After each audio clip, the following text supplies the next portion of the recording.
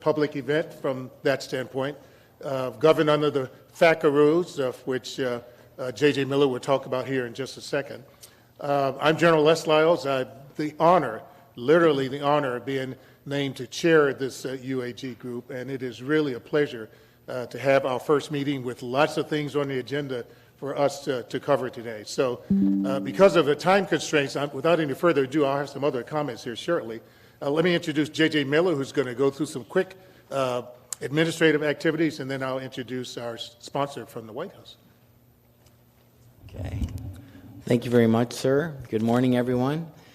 I was going to say this is our call to order, but our esteemed chair just did that for us, so that's wonderful. The User Advisory Group, of course, is affectionately known as the UAG, and because the UAG controls space, you can see we have provided a very warm February day for thanking you for attending. Appreciate that. Actually, as robust as the UAG is, this advisory committee is comprised of experts from outside of the federal government to serve the National Space Council, which is, of course, chaired by the Vice President. And so today we are gathered to learn, to exchange information, and to further develop recommendations that contribute towards meeting Space Council goals of strengthening our nation. In this forum, this is done from the perspective of users or our constituents. The UAG is a committee established under the Federal Advisory Committee Act, or FACA, and as such, all our deliberations are open to the public. All UAG members were selected personally by the Vice President and appointed by the NASA Administrator. They are each volunteering their valuable time and expertise, and for that, we are very grateful.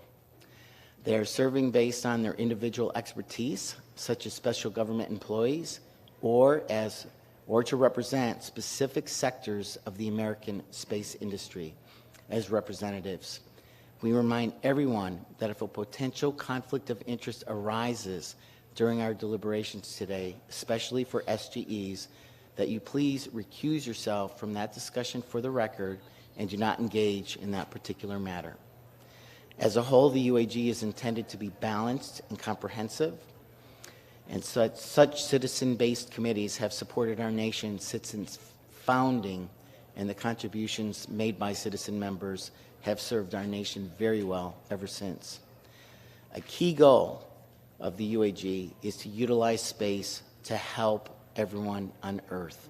This cannot be overstated. However, one perfect example of a space sector that most may take for granted now is the Global Positioning System, or GPS. You have it in your car, and you may have it beside you now, in your phone, or on your wrist as a watch. But don't forget, GPS signals are a national space asset that has become an invaluable worldwide utility, because now it does way more than tell us where we are. It is a dual-use capability that now supports weather forecasting, environmental monitoring, and disaster mitigation, amongst many other things that protect and produce for us all. But we have taken it for granted. Just like the Apollo program, the GPS program operated by General Thompson's Space Force will celebrate its 50th anniversary before the end of this year. And nothing is more symbolic of a single system so capable of helping all of mankind, and which sets the stage for continued growth of applications for decades to come. And it does come under the purview of the National Space Council under Space Policy Directive 7. So on behalf of the GPS user community then, the chair of the National Space-Based P&T Advisory Board, Admiral Thad Allen, who I also support, sincerely appreciates working with General Lyles to work together to recognize this most important 50th anniversary. Finally, I will just mention that the booklet everyone received when they walked in has the agenda, has some information in terms of how we're structured, and most importantly, on the very back, you'll find some information in terms of how the public can continue to contribute towards this initiative to provide information to the federal government in terms of how they're doing. And so we want to make sure that this is always available and that it's not just this group that's providing input, but the American people as a whole. So in closing, please remember that we are broadcasting online right now. So when members comment, please remember to turn on your mics, speak clearly, and turn it off when you're finished. I think that's enough for an opening. And I want to thank General Lyles and Chirag Parikh for the opportunity to serve you all today. Thank you. Thanks, JJ. Well, it's my honor to introduce Chirag Parikh, who's the Deputy Assistant to the President and the Executive Secretary of the National Space Council. Chirag, thank you.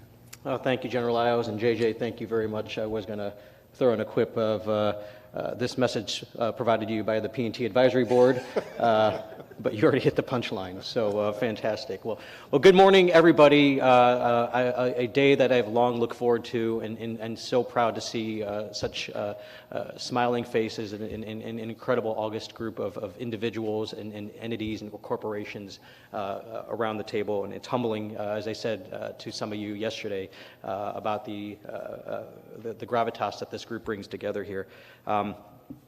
I will have to, after 26 years, I have now moved over to this of readers, so if you'll please excuse me here. You know, I think one of the things, as you go into that booklet that General or JJ was just talking about, it has, I encourage everybody to look at these bios. They're incredible. Your experiences, your background, your passion to build a better world really has brought us all together today. And, you know, to the point as well that was made is your time and your commitment. Look, whether you're running large defense industrial base organizations, you're running a startup, you are educating the future of America, you're doing groundbreaking research, every one of you, the time you're investing today is taking away from that, but I believe it's a long-term investment, not just in ourselves, but in our nation and our capacity. So thank you very much for the time there. Finally, to everybody that's online and to the media that are following as well, thank you, because understanding the issues, conveying these issues is just as important as is coming up with these ideas, and we need to make sure that we articulate this. It matters to us, to the Vice President, you know, to understand your perspectives and to spread the message on how we can enable the opportunity of space. So when Vice President Harris convened her first National Space Council meeting in 2021, she made clear that now is the time to capture the opportunity of space. And I think part of that was reflected on that December 1st meeting as you saw some new faces and organizations on the Space Council. You know, it's not just for those who own and operate space systems. It's also for the users of the services coming from those space systems, as well as those who are enabling the future of our workforce, and particularly as we think about entities like Department of Education and Department of Labor. And to that extent, we're proud to expand this Users Advisory Group's representation to include educators, academics, and users of space services. While impossible, and it was a very difficult task to wholly scope the vast and growing scope of this incredible space enterprise into a finite collection of individuals, this UAG does, I believe, have quite the diversity of industries, backgrounds, and applications. And while you represent particular companies, equities, capabilities, our goal here, I believe, is to represent more than the name and organization on your business card, and it's instead to represent the value that space brings to our nation and to our world. Your charge, as per your charter, is to make recommendations to us as the National Space Council on space policy and strategy, laws, regulations, treaties, international instruments, space programs, practices across the entirety of our space enterprise, civil, commercial, and national security. And it's to provide a voice to our perspectives and deliberations that honestly best comes from you and not from the inside. And that's where I think there's incredible value here. If we look at the context of where we are in space, some of this might be preaching to the choir, but I think it's important to articulate publicly as well. We do see how space continues to be a source of American innovation and opportunity, as well as a source of leadership and of strength. Our economy and our everyday ways of lives are powered by space. JJ very well articulated the value of GPS. But the fact remains as well, communication satellites, remote sensing satellites, and this thing called the timing service on GPS has an inordinate value that is hard to reflect and capture in any quantifiable manner sometimes. And even those who do not feel they are directly influenced by space, the upstream elements of our society benefit from space that then has a direct derivative value to the individual, to the family, and to the community. And so, for instance, we have an organization on the advisory group that represents the agriculture community, right? They may not launch and operate satellites, but they have direct value from the work that you guys build and the capabilities that you enable and the users of those capabilities. And that goes down to each individual, whether it's in your phones or it's what you're watching on TV. And so we need to continue to articulate the value of space to our society. I think that narrative often gets lost, back to JJ's point about the fact that space is assumed. What would happen if we didn't have a particular element of space, whether for commercial civil applications or for security applications? And so as we think about the Venn diagram of space, we think about it in the three sectors: civil, commercial, and national security. And what's interesting about that Venn diagram, even when I was working a decade ago on the National Security Council, we saw this happening, and it continues to move in this direction. The Venn diagram of civil, commercial, and national security are becoming more and more overlapped. And a real reason for that is actually because of the people around the table. It's the value that commercial space services are providing to the economy, it's providing to our civil capacity, and it's providing to our national security capacity. And so that's why Space Council is very important to be able to have, and it's why it's important to be able to receive your perspectives, because the impact of one, the movement of one of those circles impacts often the movement of many of those circles. And so we really thank you for that perspective there. And when we see the intersection of public and private partnerships coming together, we literally see great things literally take off. Nothing is probably more visible than the commercial human spaceflight program, where NASA has partnered, and I know Pam will talk about this a little bit later on, about the Commercial Crew program. We were honored to host so many of the people who made the Commercial Crew program happen and made it a reality last month at the White House, when Vice President Harris awarded the Congressional Space Medal of Honor to NASA astronauts Doug Hurley and Bob Behnken for their leadership and their bravery in being able to being the first two astronauts to go to the ISS on a Commercial Crew mission, the Demo 2 mission. And think about this. That's the first time that award has been given since 2000. I'm not used to these. Since 2006. And I don't know if people remember that award ceremony or not, but the person who received that award in 2006 was NASA astronaut Robert Crippen. And the reason he received that award was for his bravery on being on STS-1 43 years ago. Think about that. The last time we had a new commercial crew vehicle was 43 years to go, almost to the day. And now we have one that has, soon to be launching Crew 6, and we look forward to another one launching here very shortly as well. It's amazing to think about the time that we are in our space history right now. So that award, that Congressional Space Medal of Honor, went to two individuals, but it really is a reflection of the enduring commitment to further strengthen our public-private partnerships as we consider commercial space stations and other private enterprises that taken on functions that traditionally were inherently governmental. That's a very interesting transition of where we are in our space sector to now. So as you guys move and we deliberate your plans and execution, I'd ask for you to consider, how does space enable innovation? How does space enable opportunity, leadership, and strength for our nation? And I think it's very important to say it in that way too. How does space enable this as opposed to how does our nation enable space. I think it's a two-way direction, but it's far more important to say, how does space enable leadership, opportunity, innovation, and strength? And just, I think some of the open questions that discuss is, how does space power our economy? How do we measure space? How do we measure the economy, whether it's the workforce, the investments, the return on investments, and so on and so forth? How can technologies we develop for space be applied for applications back here on Earth? Think about, clean energy. You think about bridging the digital divide, yielding new discoveries to improve the quality of life on Earth, to include, of course, combating the climate crisis.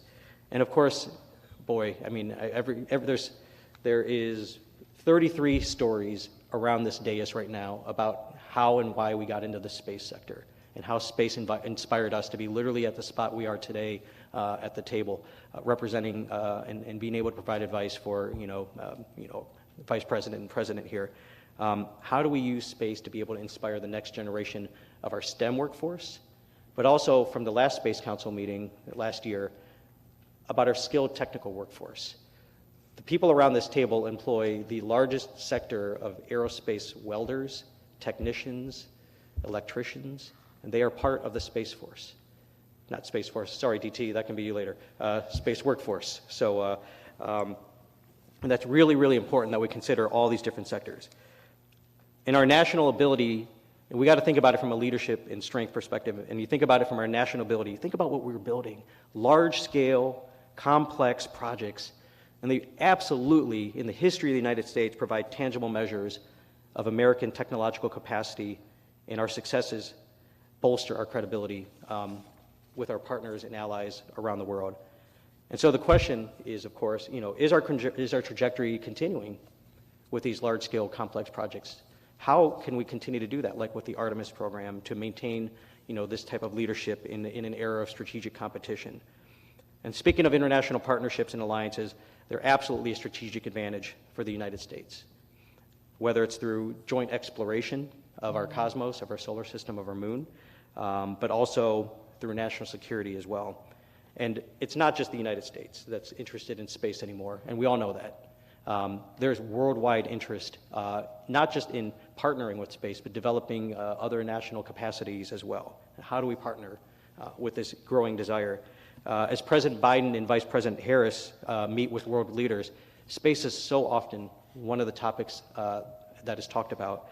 Most recently, Vice President Harris hosted French President Emmanuel Macron at NASA headquarters, and several of our industry were there to be able to discuss the opportunity of industry-to-industry partnerships.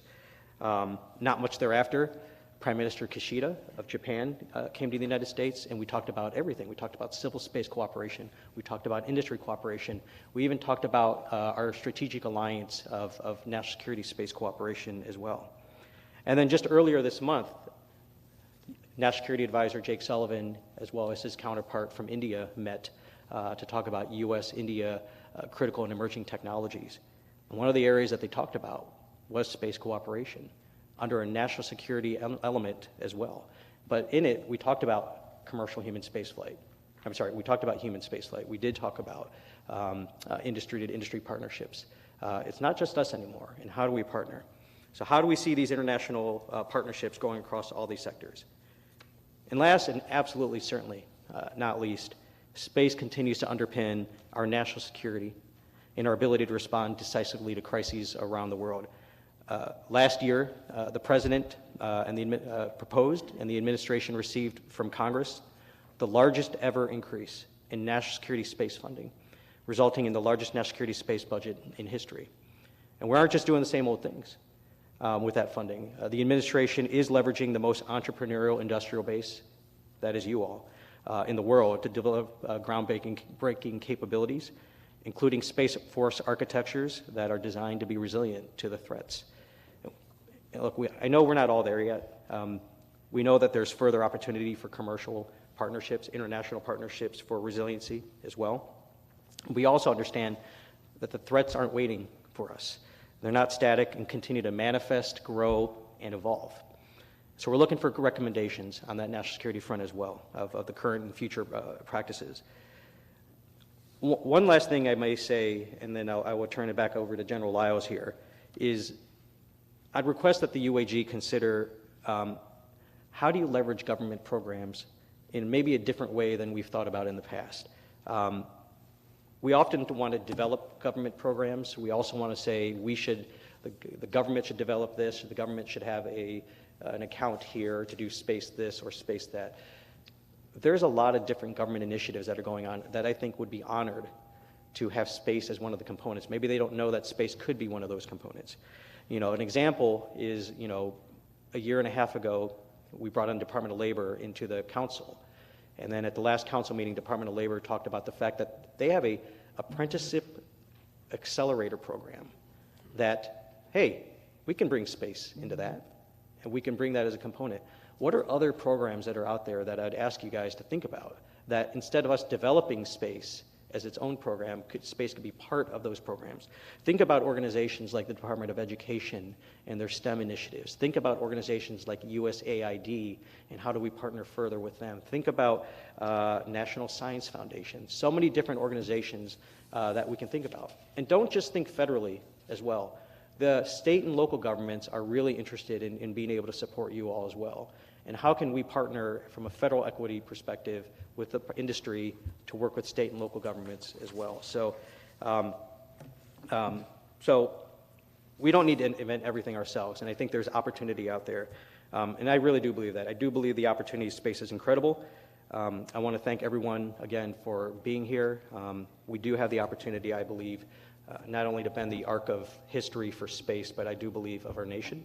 And to that, General Lyles, I will turn it back to you and look forward to hearing your guys' deliberations. Great. Thank you very much, Chirag, for those both inspiring words and both the charge and the challenge to the UAG. I think that was very clear and very important. Thank you. Before we get started with our presentation today, let me just sort of set the stage for both the UAG and particularly the audience out there. Our meeting today is sort of combined into two different sectors. First, it's going to be what I call stage setting, if you will, hearing from different leaders who represent the various entities in our space enterprise, who are going to give us their perspective on their priorities, the kind of things that they are focusing on, and the kind of things they want the UAG and the National Space Council to focus on. So we're honored to have General D.T. Thompson, the Vice Chief of Space Operations from the U.S. Space Force, who's going to obviously talk about military space and national security space priorities. Very honored to have Colonel Pam Milroy, Colonel retired Pam Milroy, former astronaut and Deputy Administrator for NASA. Pam served on the last UAG along with me and a couple of others here who are still part of this august body. And she's obviously going to give us civil space priorities and perhaps a little bit about commercial space, because they sort of go hand in glove, if you will, a little bit for NASA today. We're fortunate to have Dr. Rich DeBello, the Director of Office of Space Commerce, talking about commercial space priorities. And then from a technology standpoint, we've asked Dr. Thomas Zurbuchen, the former Associate Administrator and Science Mission Directorate at NASA, to give us a little perspective on science and technology, and particularly over the last couple of years under his charge, the things that NASA's done with missions like DART, et cetera. So that's the stage setting, if you will. We'll take a quick lunch break, and then this afternoon is a chance to hear from each other, if you will, and to share information. We are, as you'll see shortly in a couple of charts, we're divided into 6 subcommittees for this particular group, and we've asked the subcommittee chairs to each give us 5 or 10 minutes, if you will, on what they have been looking at relative to their particular charge and particular mission, their initial thoughts of the kind of things they want to focus on, and where they see their challenges and perhaps the things that might be opportunities. This is a chance for all of us to engage. One of the beauties of a FACA deliberation is that we have to do these kind of things in the public eye for full transparency. And so we want to hear from all of you, not just the chairs. If you have some comments or questions or even thoughts of vectors for each one of those subcommittees, this is a chance for all of us to engage. And so we will do that throughout for the rest of the morning and early afternoon, and then we'll break for the day for another event. So before I ask for, again, the public, for each one of you to introduce yourselves, let me just do a couple of charts really quickly here. again, to set the stage primarily not for the UAG members, but for our audience as to who we are. What is the User Advisory Group? Next chart, please. I'm not going to belabor this. These charts are available on the web and to the audience, but this is, the history, if you will, of the User Advisory Group, which is started in the last administration as a part of the National Space Council.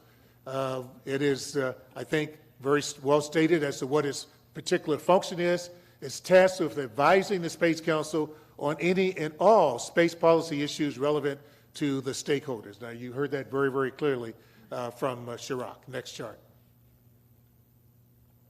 The charter, we have a formal charter that defines who we are, what our scope is, what the functions are, and as Chirag really captured, that list of bullets, if you will, provide the kinds of things that we will be addressing and more. There may be some that aren't captured on this list that each one of you has some ideas about, some thoughts about, or things you know that we perhaps should engage more strongly in. When I say we, I mean the National Space Council and the nation writ large. Next chart. We are divided, as I mentioned, into 6 subcommittees. Exploration and Discovery, led by Lance Bush. Lance Bush. My glasses aren't working today. Economic Development and Industrial Base, led by the Honorable Eric Fanning. Climate and Societal Benefits, led by Dr. Kate Marvel. Data and Emerging Technology, led by Professor Dan Hastings. STEM Education, Diversity and Inclusion and Outreach, led by Mandy Vaughn, who also is another member from the last UAG. And then National Security. And like the last UAG, Admiral Jim Ellis, who was the chair, led that particular sector primarily because of security clearances involved. I'm leading this particular sector. And just a word ahead for those who are listed there, I know we have not had a meeting purposely because we want to use this as our stage setter for our first national security activity. I'll talk about that a little bit more. So those are our subcommittees. We have established, like we did last time, an executive committee, which is primarily the subcommittee chairs and me and JJ, who will meet literally as often as possible, primarily to make sure we're sharing information of what each one of the subcommittees are doing. It's no surprise, just looking at the list and listening to Chirag, there's crossover for everything on that list. And so when Mandy's having a meeting on STEM education, diversity and inclusion, I know that touches national security, it touches exploration and discovery, it touches everything. So we want to share what each subcommittees are involved in and offer the opportunity for either the subcommittee chairs or your participants to listen into the other deliberations that are going on. So that's our group here, and we are very, very proud. Today is going to be our kickoff to hear about each one of those subcommittee ideas. Next chart. There are the focus areas for each one of the subcommittees. I'll let you just glance at that. I'm not going to read that. It's sort of obvious, if you will, in so many different respects. But again, very, very happy that we divided up the pie in this particular element. And I'd be remiss if I didn't offer the last UAG had another subcommittee that focused on international. And Chirag is very, very clear that the reason you don't see that here is because just like the other things I mentioned, international involvement cuts across everything that's involved here. And so we expect the subcommittee chairs and the subcommittees to look at the international implications or opportunities in each one of your areas also. So again, very broad brush as to what we're responsible for. Next chart. And I would be remiss if I didn't offer that. We want to improve. We want to make sure both as a group, a UAG, that we're the best and the most efficient we could possibly be. And so we welcome comments from you, comments from the audience, comments from the public as to things they think we might do a little bit differently. And the last bullet there, big ideas for advancing America leadership in space. That's what we're going to be focusing on, but there may be some big ideas or little ideas that become big ideas that somebody's aware of out there that we want to learn about and know about and make sure that we're focusing on.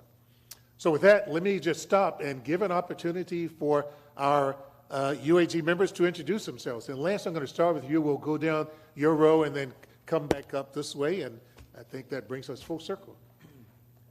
By the way, I'm left-handed, so I'm starting on the left. So I'm Hi, I'm Lance Bush. I'm the president and CEO of Challenger Center. Good morning. My name is Ted Colbert. I'm the President and CEO of Boeing Defense, Space, and Security. My name is Charlie Bolden. I'm a Marine and former NASA administrator. I'm Jim Takelet. I'm an ex-Air Force pilot and wanted to be an astronaut, but got close. Not like some people. And I'm the CEO and chairman of Lockheed Martin right now. Hi, my name is Kate Marvel. I am the senior climate scientist at Project Drawdown. I'm Bob Smith, CEO of Blue Origin. I am Dave Kaufman. I'm the president of Ball Aerospace. Hi, I'm Rajiv Badel. I lead Project Kapper at Amazon, Vice President. Hi, I'm Sian Proctor, and I am a geoscientist and astronaut, and I'm representing the Maricopa Community Colleges. Greetings, I'm Katrina Hardin-Williams. I'm a mathematics educator and the founder of the Ames Middle School Space Club. I'm excited to be here. Good morning, I'm Robbie Shingler. I'm co-founder and chief strategy officer of Planet.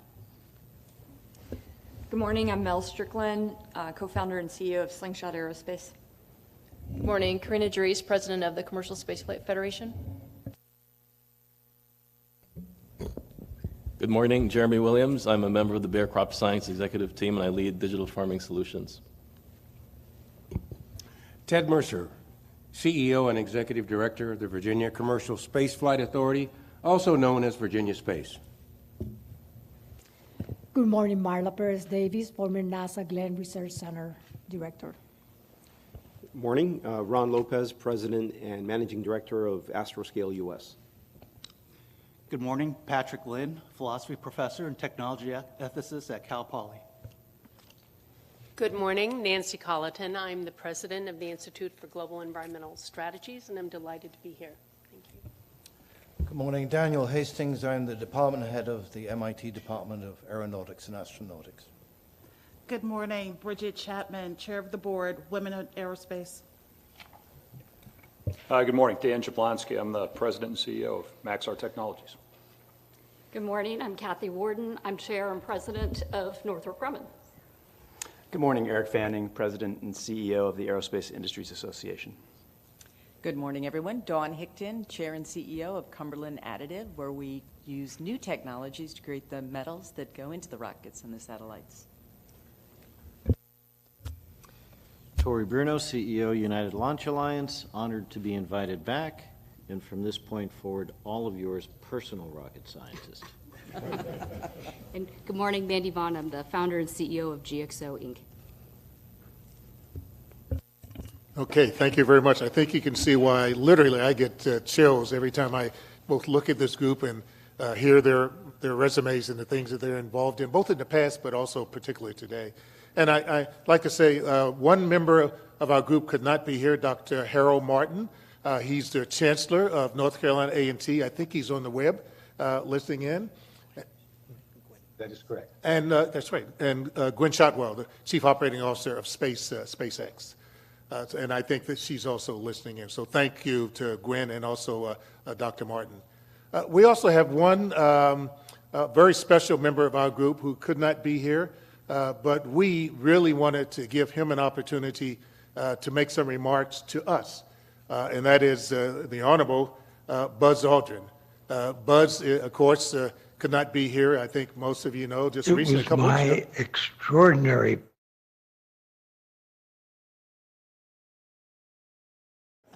I think we have a tape for Buzz, but I think the tape started too soon there. I maybe mentioned his name and just triggered. Okay.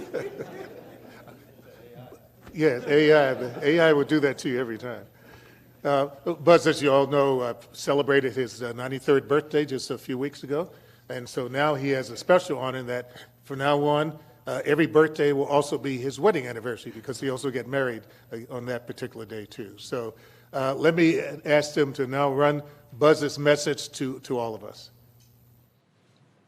It was my extraordinary privilege to have played a role in one of the epic dramas of our age, America's race to the moon and back. President Biden and Vice President and Chair of the National Space Council, Harris, now join a distinguished train of visionary leaders. As President John F. Kennedy so inspiringly said at Rice University, "We choose to go to the moon. We choose to go to the moon in this decade and do the other things, not because they are easy, but because they are hard. Because that goal will serve to organize and measure the best of our energy and skills. Because that challenge is one that we are willing to accept, one that we are unwilling to postpone, and one which we intend to win, and the others too. We planted the American flag on the moon. We did so not to lay an imperial claim to the moon. As idealistic Americans, we came in peace for all mankind. Now let us salute the memories of those who so heroically sacrificed their lives for the achievement of an impossible dream.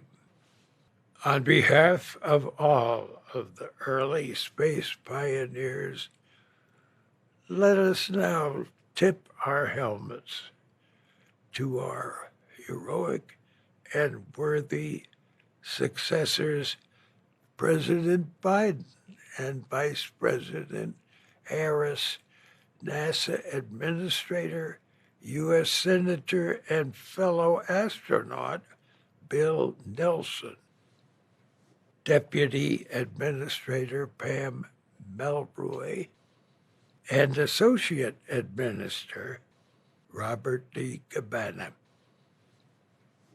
We also recognize the work of General Lester Lyles and James J. Miller, Executive Secretary of the Space Council, UAG.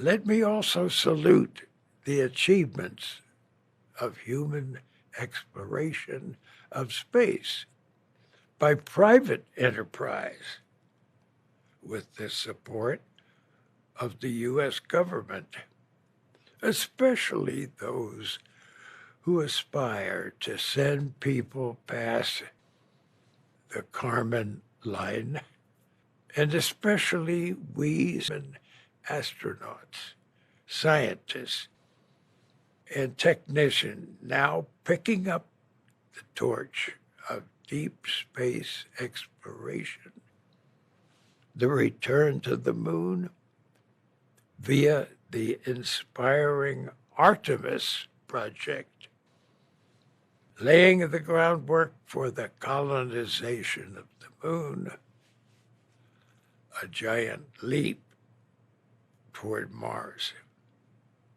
And if the imagination, intrepidness, and courage of the American people for space continues apace onto the exoplanets of our stars. Thank you, and God bless America, Earth, our galaxy, universe, and the celestial metaverse it is our mutual high privilege to explore.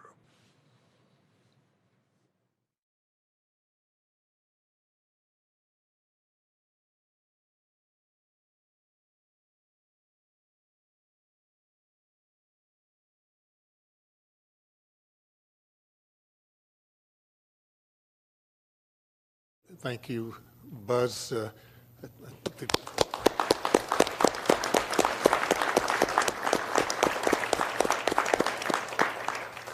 What an honor for all of us to have the opportunity to hear from our other member, if you will, of this group, and could not ask for anybody more legendary or respected around the world for his accomplishments in space. So with that, we're going to move into our other speakers that we have planned for today. And the first of which is going to be representing our military space priorities, and honored to introduce General D.T. Thompson. Dave Thompson, the Vice Chief of Space Operations, United States Space Force. Dave, and he has his Space Force uniform on. All right, good. DT, thank you very much. It's an honor to have you here.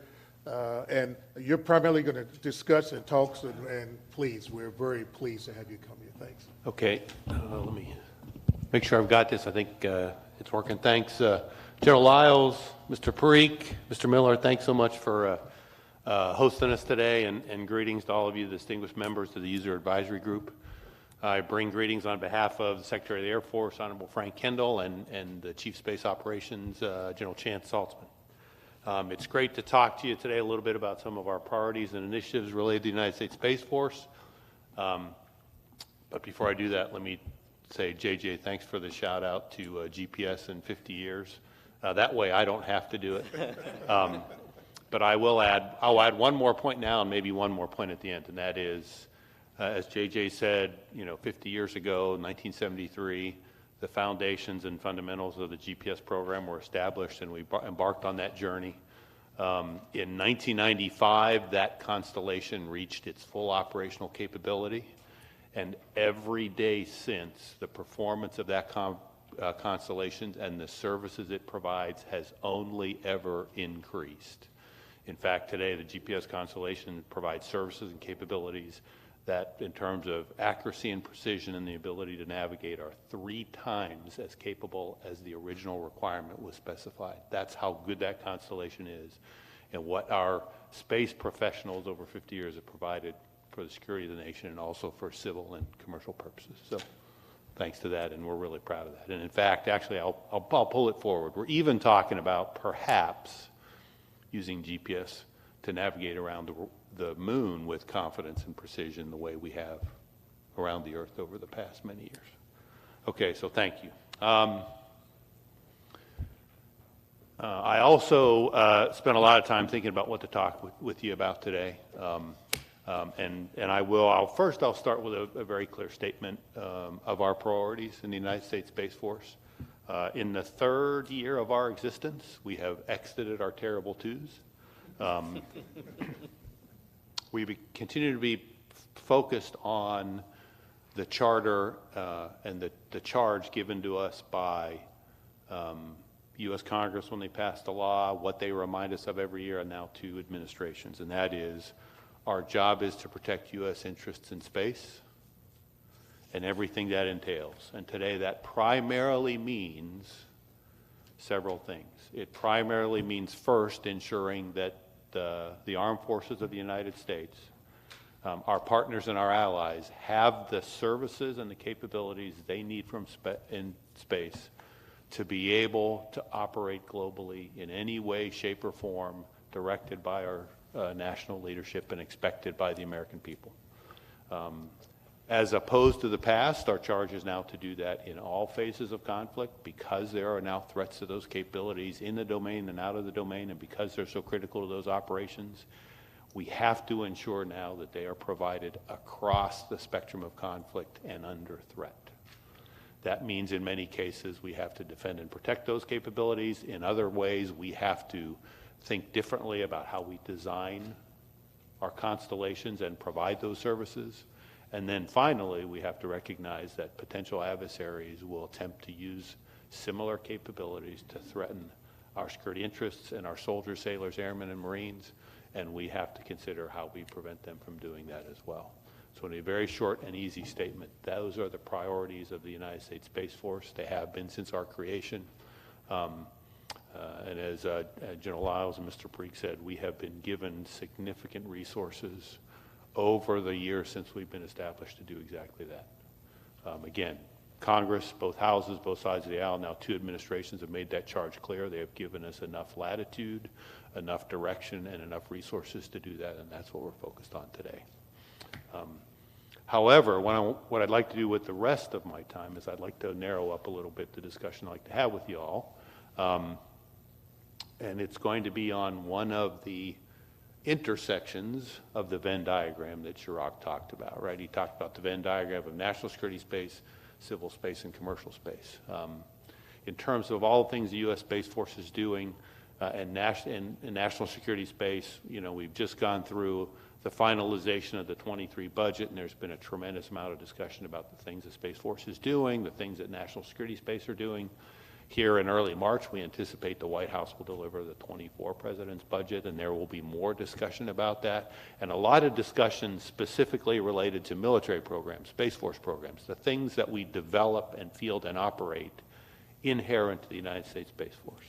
What we don't talk about significantly and often enough, and I think in detail, is the relationship between the U.S. Space Force, between all of National Security Space Force, and the commercial sector. And in fact, I was happy to see that in your National Security Subcommittee, one of the specific foci is the specific relationship between national security space and the commercial sector. So for most of my time here this morning, before I ask, you know, offer up questions you may have for me, is I want to talk about how we use commercial space to support national security and U.S. Space Force and military objectives in kind of 3 buckets. The first is the way we use them today, which is generally an expansion of the way we've used them traditionally over the last several years and perhaps decades. The second is the way we are seeing what is truly an explosion of commercial services and capabilities that we're trying to leverage rapidly, perhaps not rapidly enough, but rapidly. That's kind of the second bucket. And then the third will be what we see as potential opportunities for the future. Not that we have specific plans today, not that perhaps the commercial sector isn't developed enough to be able to provide them as services, but I think areas that we can all consider and say, these are some places that perhaps we can go in the future in terms of the commercial sector, commercial services, and how we might use them to support national security aims. Okay.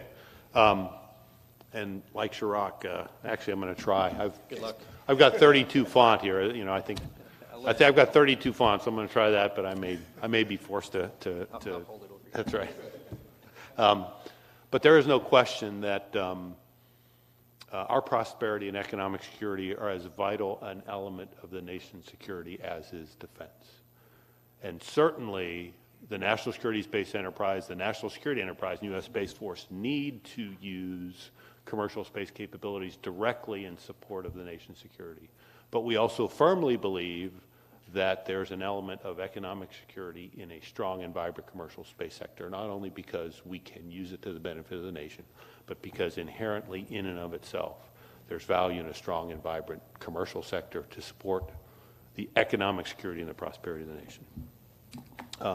Over the last 60 years, really what has happened in terms of space capabilities is the U.S. government has broadly invested in space capabilities for national security purposes and civil purposes. And my words, niche commercial capabilities have grown up, primarily, first of all, in communications, satellite communications in many ways, shape, or form, followed not too long thereafter for remote sensing and ISR and other types of needs.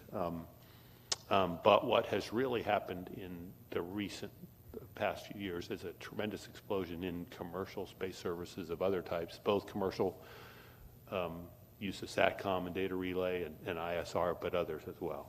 And that has really driven a change in our perspective of how we need to think about the use of commercial space for national security purposes. Really, in the Space Force, we think about the use of the commercial sector in 2 ways. The first is the direct use of those commercial services to support our operations, our missions, and our activities, buying them as off-the-shelf services that we can use. That's the first. But there's a second and other important way, and that is the commercial sector is now also serving as an engine of innovation. And the technologies that they're developing, the new and innovative operating concepts, the way they are thinking about space also spurs us on to think about, can we use those technologies and operating concepts, perhaps not directly as commercial services, but perhaps we can adapt them to some of the military roles and missions that may not, while the direct use of services may not be applicable in the execution of a space mission, the idea, the technology, and the concepts can be applied for those national security purposes. So those are the two big reasons that we value and try to use commercial space. When you think about the benefits, though, there are a whole host of benefits and reasons we use it. The first is effective almost immediately.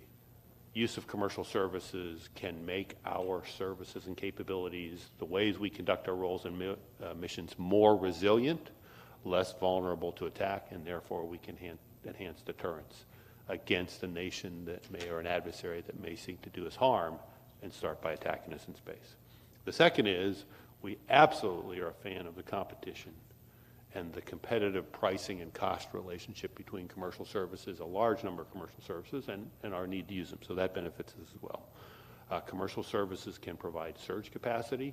In fact, for many years we have used commercial satellite communications to meet surge capacity needs for the armed forces commercial services.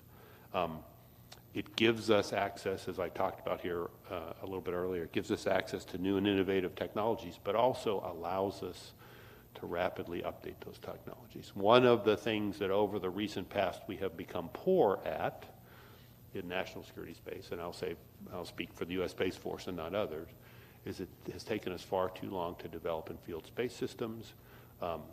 They're incredibly capable. They're still the best in the world, but we're falling behind in terms of our ability to rapidly refresh that technology, and the commercial market's helping us in that regard. And then finally, it has direct implications for diversification and health of the space industrial base. Even if we're not using services specifically, even if we're not using some of these technologies specifically, the fact that we can once again look to a much more vibrant and growing space industrial base helps us in other areas as well as we pursue the development and fielding of our commercial systems, our military systems. And so for all those reasons, that's why we value the commercial space sector.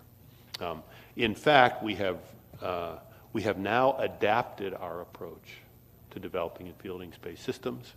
In the past, we looked very narrowly at a very specific mission set. We expected that we would buy and own and operate it, and it would be providing a very specific mission. With the creation of the Space Force, we've now adapted a new force design approach that is reflective of other services, and in fact are looking at an integrated approach to providing services and capabilities. We established an organization called the Space Warfighting Analysis Center, whose job is specifically to look at holistically mission sets. What are the requirements? What are the capabilities available? What can be provided and should be provided inherently by the U.S. Space Force? How can we partner with our other national security partners, primarily but not exclusively the National Reconnaissance Office? How can we partner with NASA in some areas of this?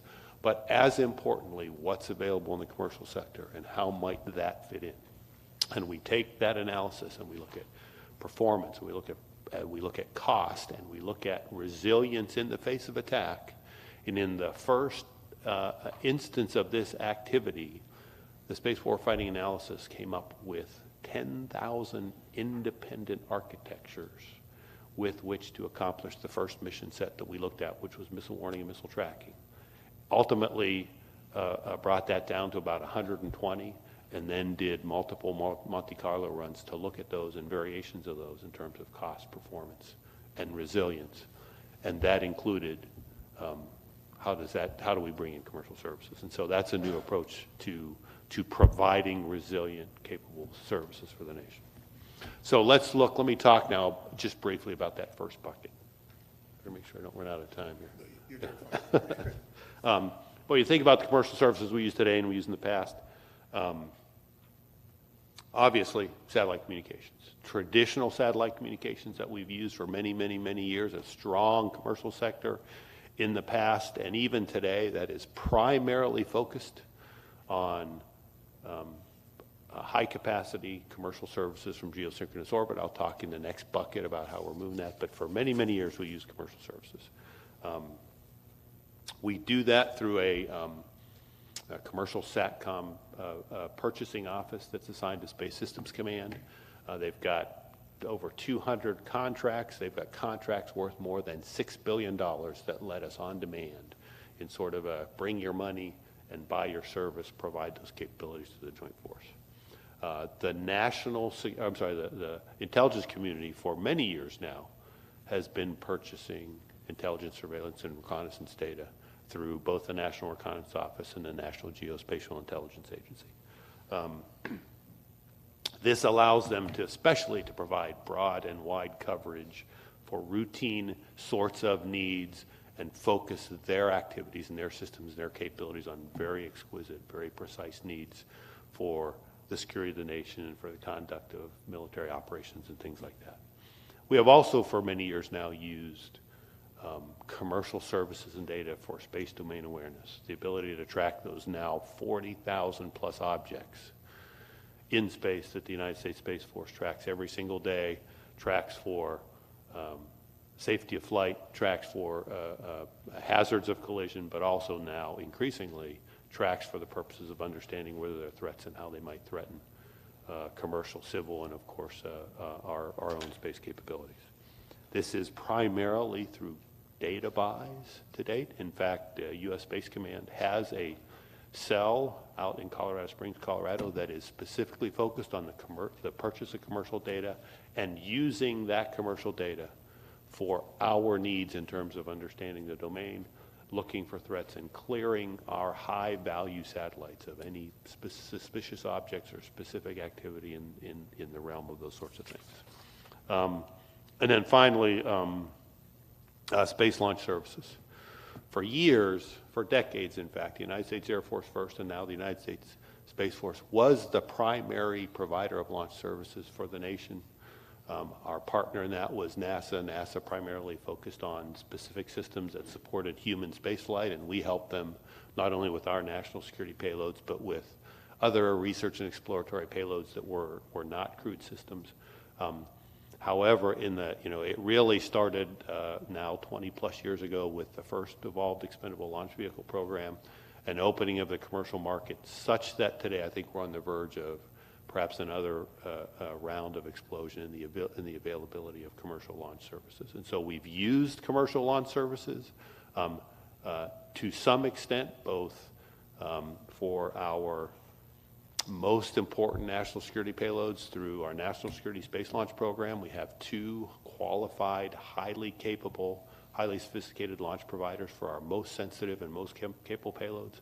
But through a couple of other programs, we've looked at introducing smaller companies, smaller rockets, suborbital flights, to be able to basically use those services, but also stimulate that aspect of the market. And so that's kind of the commercial services we use today. Very quickly, where we're going here immediately with the explosion of commercial services is continued use of SATCOM, but I would add to that space data relay and space data transport. And in many ways, we have to be careful. In some ways, satellite communications and space data relay are similar, but in some ways they're different, and we're certainly looking at them both similarly and differently in the movement of data globally. And as you think about how increasingly the armed forces needs global flow of information and flow quickly, we will do it through mesh networks of both military and nationally provided and commercial services, mesh networks in low Earth orbit to provide data transport. Our Space Development Agency is pursuing a national military capability to do that, but it will certainly be integrated with and partnered with commercial services to provide capacity and to provide resilience. The next is an expansion of non-traditional commercial ISR. In the past, it's been primarily imagery. We now have folks that survey the RF spectrum. There are a whole host of ways in which commercial services are exploding with respect to ISR. The intelligence community continues to work on how to provide those services. We are also now placing an increased demand signal on them from the Space Force in support of combat commanders who increasingly understand what their needs are, how to get them met, and met both by U.S. national government systems, but also the opportunity to provide them through commercial services as well. Satellite command and control, right? For years, and in fact today, the U.S. Space Force operates a satellite control network. The NRO operates a satellite control network. There are others, including NASA, that have their own networks for satellite command and control. There's also actually a tremendous capacity in the commercial sector for Earth stations and Earth terminals and satellite command and control. We in the Department of Defense can use them, again, to increase our resilience, increase our capacity, and frankly, potentially give us access geographically in areas that perhaps we don't have direct access to, but as a result of basing and other things. Absolutely, expansion of use of launch. Rapid, reliable, low-cost launch. In fact, I'm especially proud, perhaps some of you have been following the release of the strategy for the next phase of national security space launch, which does two things. Preserves that vital inherent need for responsive but reliable, high-quality launch for our most sensitive and most important national security payloads, but also providing an on-ramp for future folks who can come in and demonstrate they can provide at reasonable cost the quality and the services we need to add them into the mix as well. The team in the Space Force has spent a lot of time and in cases with some of you looking to do that. And I'm really pleased by the way they balance both the need to continue what we've been doing for decades with great, great success, as well as an opportunity to leverage more and more of that commercial market. And then finally, in-space servicing. What a great opportunity there. As you all know, most satellites these days are limited by consumables, failures of equipment, the inability to maneuver in space. 2 years ago, we put out a request for services document. Rather than in-space servicing developed, fielded, and operated by the United States Space Force, we have made it very clear that in-space servicing need will be met by the commercial market, and we've sent that demand signal out there. And that's one, and really that's for us. We will use those services as soon as they are broadly available, and that's growing. And so that's sort of the second the bucket. And then let me just briefly, I think I'm about out of time. Let me just talk briefly about what we hope to do further in the future. The first is an expansion of that in-space servicing to include manufacturing, supply, and other things. A lot of work to do on what those concepts look like, what is capable, but we know that is a growing area that especially supports pushing out further into the solar system and perhaps maybe more commercial and exploratory purposes today. But as soon as it's there, as soon as we understand it more, we expect to leverage it. We're also looking for advanced technologies like nuclear propulsion and power. That may or may not be commercially provided. It may be provided through the national security enterprise, but we're certainly ready to take advantage of that. And then finally, space debris mitigation and removal. We have an innovative arm of the Space Force and Air Force called SpaceWorks, where we're trying to marry venture capital and entrepreneurs and innovators together. We put $10 million towards an idea that says, show us ways to clean up the environment. And we'll take anything from LEO to GEO. We'll take anything from small bits all the way up to old dead satellites. We're just looking for innovative ways to help us and the nation be good stewards of the environment. And if it leads to a commercial service or commercial capability someday, we will be excited about that. I think I'm going to stop there to entertain any questions you might have, but really, that's where we are today in terms of commercial services. We absolutely believe they're vital for us militarily, but also vital for the economic security and prosperity of the nation. We're moving out rapidly to adopt them, frankly, never rapidly enough. But I think that the vast majority of the force now understands what's available in the commercial market and are increasingly understanding how best to use it for our purposes and for the security and prosperity of the nation. Thank you. D.T., thank you very, very much. There's sort of good news and bad news when groups like this. One, we get a chance to hear from leaders like you and what you're doing, and I mean that sincerely. You and Salty, and before you, Jay, have just done. It's amazing the things you've done with the Space Force in just a very, very couple of years.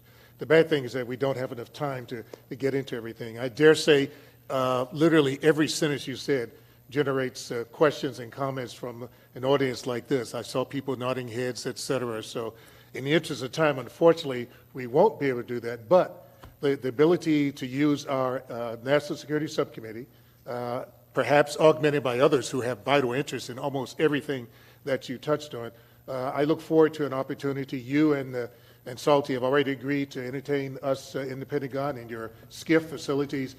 We will make sure we get you some of the questions ahead of time so to cover them. And that's, I will survey each one of us and the kind of things we should address, because it's just a wonderful list of things that need to be explored and we want to explore. I will set the stage with one thing, though, that's to think about. You talked about commercial services, which I think we all we resonate with and agree to. There's this sort of words in the hidden beginning of the Space Force to also look at commercial practices on how we do business, how you contract, how you develop, how you acquire, how you even establish requirements. You touched upon that, about doing things in a more speedy manner. And if you look at the small language for the creation of the Space Force, it's not only to use those to figure out how to do them better through the Space Force, but also take those lessons learned to the rest of the Pentagon writ large. And so that's a subject I'd love for you to and Salty to address when we come over, and how you're doing that particular area.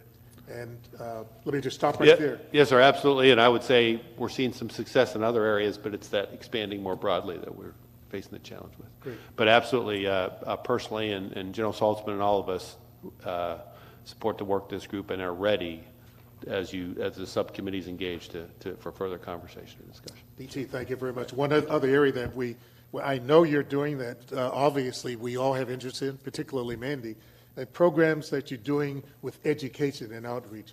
Your university partnership program is really brand new for the Department of Defense, and it really is a winner. So we definitely want to touch on how you're doing outreach, particularly in STEM and things like that. So lots to come. Yes, sir. And in fact, several members of this group lead universities that are working with us, and Yes. and we're all learning in that area too. So. Great. DT, thank you very much. It's an honor to have you here. Please join me.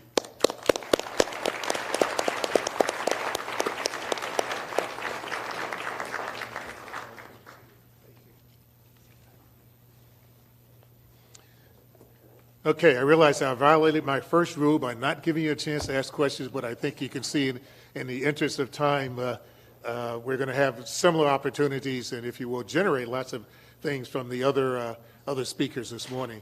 And I will make sure we get some of your thoughts on things we should address with the Space Force when we get a chance to go over there.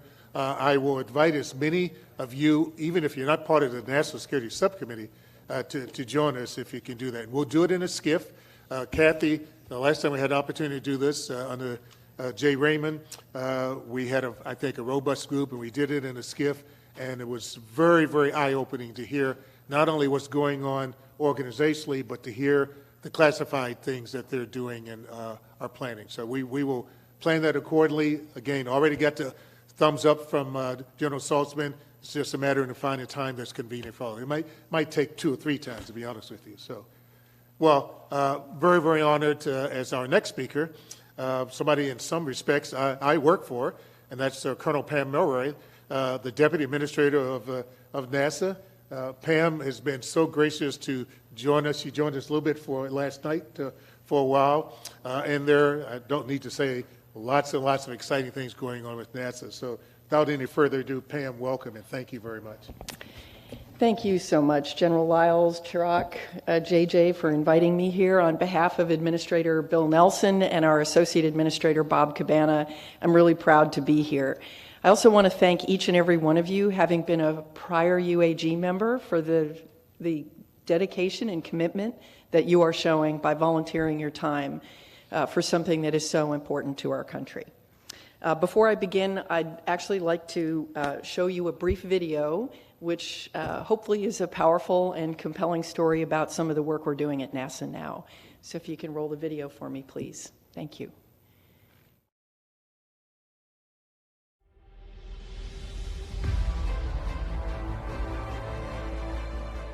We're never going to stop exploring the unknown in air and space. We're not going to stop innovating for the benefit of humanity and inspiring the world. through discovery. 22 will go down in the history books as one of the most accomplished years all of NASA's history and missions. The golden age of space exploration. So much to look forward to in 23. Climate missions that will tell us about how our Earth is changing. Game-changing aeronautics developments with the 59 and the X-57, and the selection of the first astronauts to go to the moon in more than 50 years. And there's a lot more coming.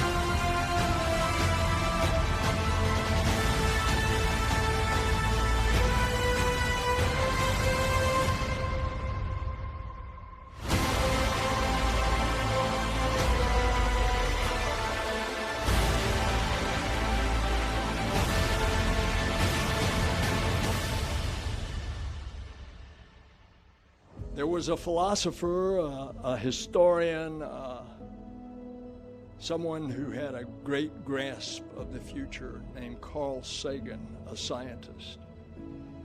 And he said, exploration is in our nature. We began as wanderers, and we are wanderers still. We have lingered long enough on the shores of the cosmic ocean. We are ready at last to set sail for the stars. We have set sail for the stars. Now we're going to reach out to the unreachable stars.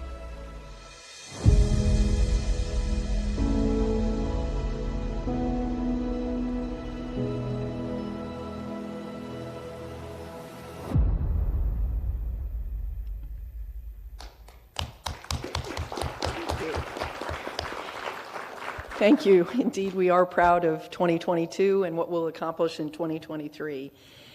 Today, I'm going to focus on the strong and important role that civil space plays in innovation and highlight a few critical areas. There's so much to talk about, but I'm going to try to focus on a few things that are rapidly changing and creating impact that we particularly look forward to engaging with the UAG on.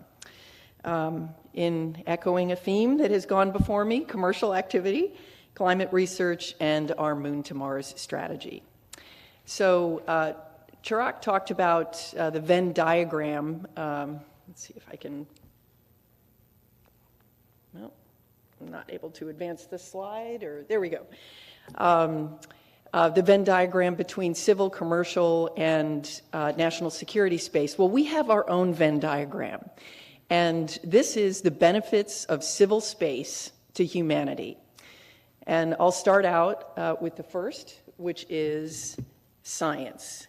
Science is front and center for NASA. It's a critical capability. Our investigations that can only be done in the space environment, whether it's providing the microgravity exposure, understanding the human body, combustion, fluid dynamics, but also to explore our solar system, to see the history of the Earth, and as a part of the solar system, to look from space at our changing Earth and its climate, and of course to understand the cosmos and the role that the development of the cosmos has played. So science is our seed corn. It is the seed corn of future capabilities, and you'll hear a lot more about that from our former Associate Administrator for Science, Thomas Zurbuchen, who will be addressing you shortly. The second area, let's see if I can, I'm having trouble with the clicker. There we go, thank you. The second area is national posture, and to echo Buzz Aldrin's comments about doing things because they are hard. That brings tremendous technical and science capability to a country that can be leveraged in other ways. One of my favorite examples of that actually is the fact that software engineering as a discipline essentially didn't exist before Apollo. It had to be created in order to achieve Apollo. And there are many, many examples of that where the technology capabilities that we develop in doing the incredibly hard things that we do to go to space spin off into other areas. And increasingly, with the explosive growth in our commercial space industry, it is having enormous economic impact for our country as well. The third area is inspiration. Next slide, please. Thank you. And of course, those incredible pictures from the James Webb Space Telescope that give us a sense of our place in humanity and provide tremendous inspiration around the world. But very importantly, it also inspires students to study STEM. Just like science is the seed corn of capabilities, our students are the seed corn of the future for our country as well. We are laser focused on making sure that when we build strategies and undertake activities, that all three of these areas are being addressed so that we can maximize the value of NASA to the American people. Next slide, please. I'd like to start out by talking about ISS. So we all know that it takes the government to do really big things in space that no single company or even an industry would be willing to take on for themselves. And more than 2 decades ago, NASA partnered with our international partners to develop the space station. And that work is for the benefit of all. It's an investment whose payoff is advancing technology, improving life on Earth, and ensuring our peaceful path further into the solar system. And now we have more than 22 years of continued human occupancy on orbit. We learned from the tantalizing science that we got flying the space shuttle 6 or 7 times a year that there was so much to be learned from microgravity science. But flying the shuttle just a few times a year was not enough. We needed a platform that could do science 24/7, 365 days a year. Additionally, the ISS was the first major civil space program in human spaceflight that was, by design, an international partnership where we could share data but also achieve more together than we could alone. And it's been a spectacular success in that area. The ISS gave us a platform, yes, to do incredible microgravity research, but it also enabled us to learn how to work and do science and go to space together with our international partners. Excitingly, the National Academies is now working on their second decadal survey for microgravity research, which just shows you how much more science there is that remains. We also believe much of the science that is performed on the space station is going to help guide our exploration further into the solar system. We've also opened the station for research to enable commercial and marketing opportunities to expand its utilization and its impact. Since making these opportunities available, there's been a growing demand from both traditional and novel industries demonstrating the benefits of the space station to help catalyze and expand the use of space and space exploration markets in the low Earth orbit economy. Operating the station through 2030 is absolutely critical to us, and it is critical to our international partners. We need it to prepare not just for future exploration, which is a very important aspect of the science that's being done, but also to continue to nurture and support a growing commercial low Earth orbit economy. The ISS has demonstrated what happens when the government invests in something that seemed impossible more than 2 decades ago. And we've shown what we can do when the nations who are our partners work together. Next slide, please. Which brings me to commercialization. In addition to the incredible capabilities in science that support exploration, the ISS has had a transformational impact no one could have imagined 30 years ago when it was first being formulated as a program. As NASA approached the retirement of the space shuttle, there was a need to continue to supply the ISS. The commercial cargo program ignited a revolution in commercial space. First, we incentivized low-cost access to space by promising and paying for a regular and sustained manifest of launches. Second, we created a lower-cost destination for science and small satellites to launch from the ISS.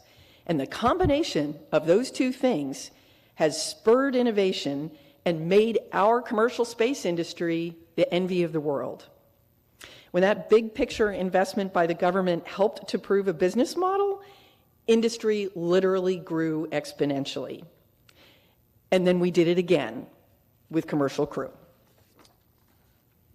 As of 2020, the U.S. is launching its astronauts from U.S. soil again, and we'll all be rooting for the very next flight, Crew 6, which launches this weekend, along with international partners. We're extremely proud of our role in supporting commercial cargo and crew that has shown how government and industry can work together, letting industry make its own calls on how to carry out the mission and resulting in a capability that many can now utilize, including national security, as General Thompson mentioned. NASA's partnership with American private industry is changing the arc of spaceflight history by opening access to more people, more science, and more commercial opportunities. And now will enable a seamless transition of capabilities in low Earth orbit to one or more commercially owned and operated destinations in the late 2020s. We learned a lot from the Commercial Crew and cargo model, and 4 companies are now studying and developing their own commercial space stations and commercial nodes on the ISS to provide access to private and government customers, and we're helping them.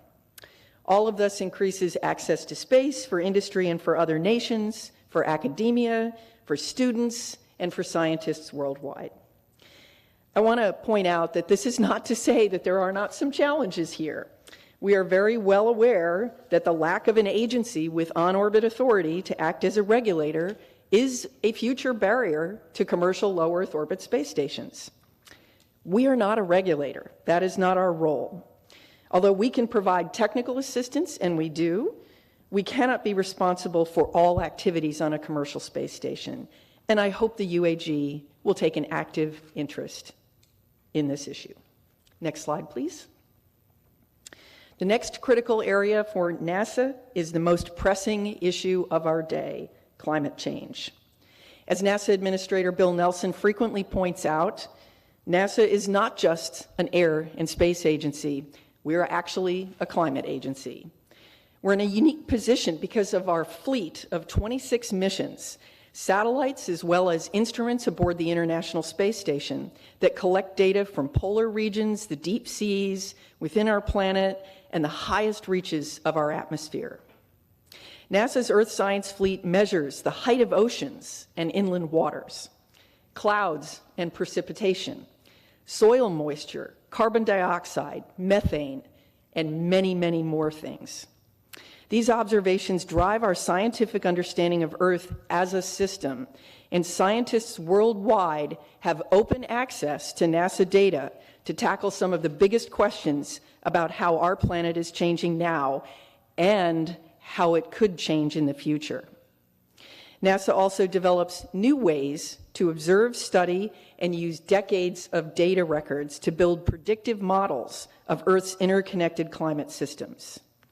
And our expertise in space and scientific exploration contributes to essential services provided to the American people by other federal agencies, such as weather forecasting and natural resource management.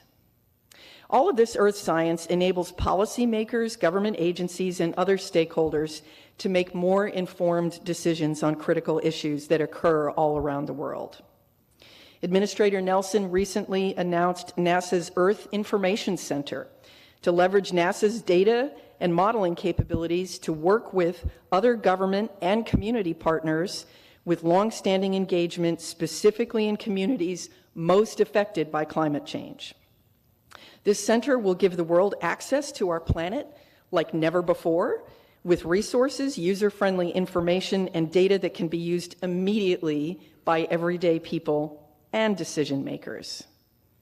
NASA's next generation of remote sensing is the Earth System Observatory. It is a suite of missions designed to work together to accelerate our ability to guide efforts related to climate change, disaster mitigation, managing wildland fires, and improving real-time agricultural processes. Each satellite mission will be uniquely designed to complement each other, working in tandem to create a 3D holistic view of Earth from bedrock to atmosphere. How cool is that? But this is actually not just about observing the Earth from space. I also just want to highlight the work that our Aeronautics Mission Directorate is doing.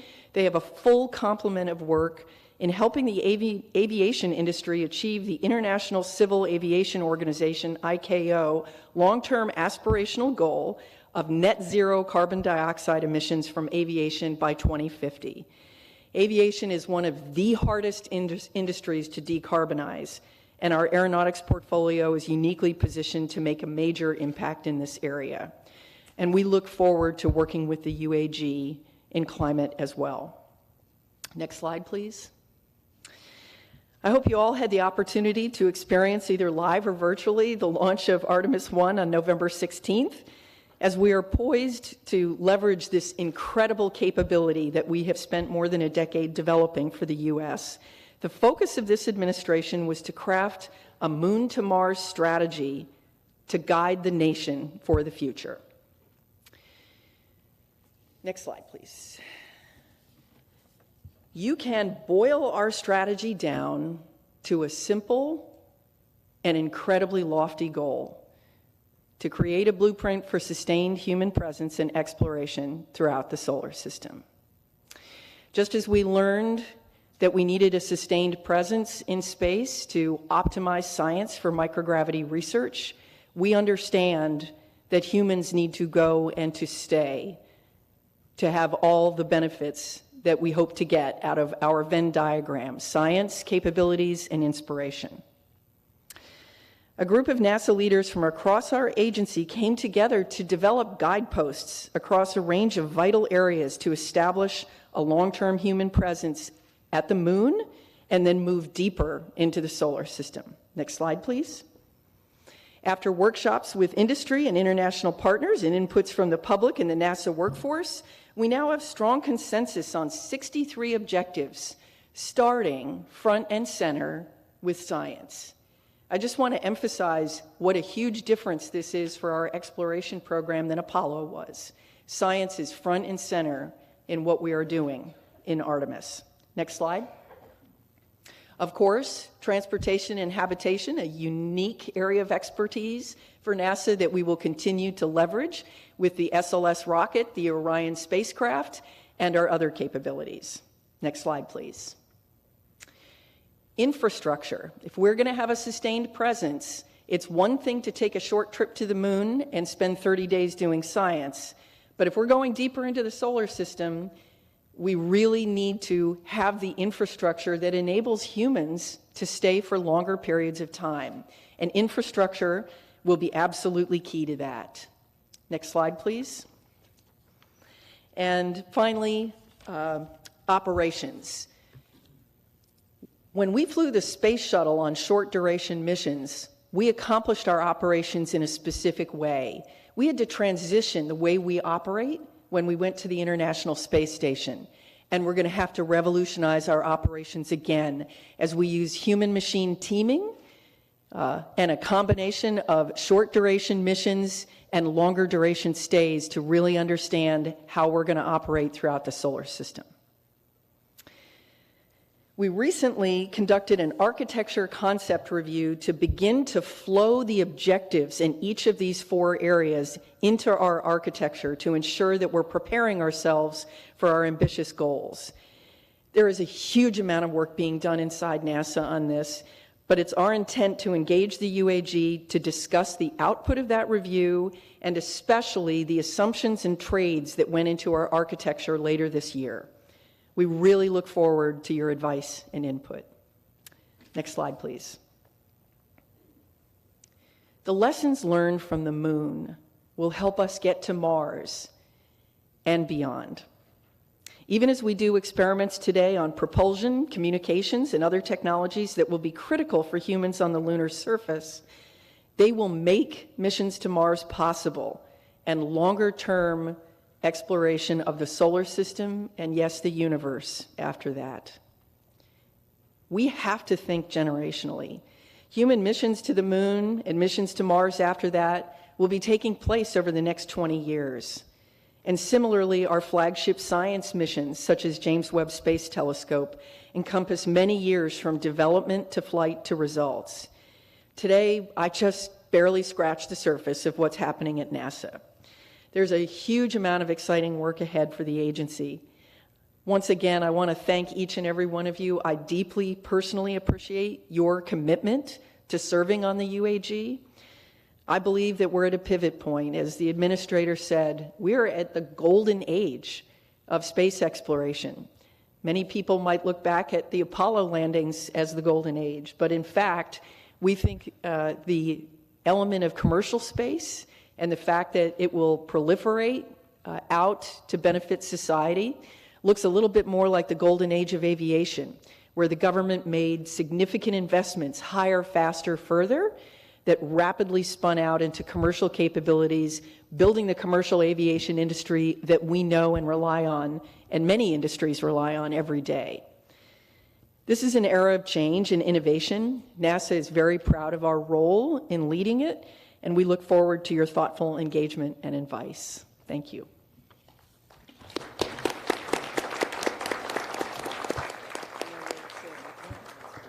Pam, thank you very much. As always, and just like our previous speaker, everything you said was very, very exciting, and it really could generate thousands of questions and comments from this particular audience. In the interest of time, I will take a couple of questions, and I'm going to be very democratic about this. I'm going to take one question from the left-hand side, one from the right-hand side, and so let's see. Lance, you're going to lead the Exploration and Discovery Subcommittee. Comments? I'm going to need like a couple hours with Pam. That's what I need. Well, I appreciate that you brought up commercial and science, and just a preface that those are areas of interest that we were very deeply interested in looking at and recognize. Also, it was great that the previous speaker talked about commercial as well in national security. So there's a lot of intertwined issues here, and we will need to probably have some more information and dialogue from you and your team. So nothing substantial at this point. I'm afraid I might go right down the rabbit hole. Yeah, I appreciate that, and also want to acknowledge, just especially because Charlie is here, the role that previous administrations have played in those decisions that encouraged commercial. It's actually been through a couple of administrations, and along the lines of the left and the right side of the table, civil space is bipartisan. It's something that we have to invest in, like defense and foreign policy. It's something that really needs to be focused on for a long period of time. So thanks. Great, thank you, Pam. I was going to mention Charlie also, because you're right. He's literally a founder of commercial space activity. Charlie, thank you very much. And on the right side, Dan Hastings. Yeah, so Pam, thank you very much. You mentioned that the UAG would have a role in reviewing the architectures. So, I mean, how do you see that actually happening? You'll have a meeting of this group and present to everybody, or you want one of the subcommittees to take it up, or? I think we should have a conversation about that. Obviously I have opinions, Dan, having chaired the committee that you're chairing now. I do think that there was a lot of benefit in having the subcommittee meetings first. Very frank and open dialogue. I can tell you that communications is actually a critical part of our Moon to Mars strategy. We understand that we need to consult. And so we consulted industry, we consulted the American people, we consulted our international partners to make sure that we were, really looking at these objectives in the right light, and they made a huge difference. In addition to that, I've asked the Exploration Systems Directorate to provide the supporting documentation around the decisions that were made, in particular some white papers around key trades and decisions. You know, there's so many stakeholders in this area. You can talk, there's a very large dynamic range, but we would like to get into it with you guys on some of those key trades. Are we making the right trades? Have we missed anything? And in particular, are we really focused on that Venn diagram that I talked about? Are we appropriately balancing national capability, science, and inspiration? And are we hitting the target in all three of those areas? So I'd look forward to talking to you about that. Of course, happy to then take it to the broader team. So. Great. And Dan, I might just add, I happen to have chaired that subcommittee in the last UAG. Exactly as Pam said, we looked at and had a chance to talk to all the architects, make sure we looked at every alternative, what the analysis was at NASA to make sure we answered the question. Is it really all-encompassing? Is the Venn diagram really being realized? Did they talk to everybody? Do they understand and look at every potential opportunity and option to create the current lunar and Mars architecture? I will say, I've said this to some of you, Nirvana for my turn in looking at that from the last UAG was a session we had with Jim Bridenstine at the time at NASA headquarters, where we spent a day reviewing everything. And Nirvana, to me, was one of our subcommittee members was on the line listening. His name happened to be Buzz Aldrin, and Buzz at the end said, "Yay, verily, that was right." So that when we got that from Buzz, we knew we had won. So we'll make sure we do the same sort of things here. Okay, Pam, thank you very, very much.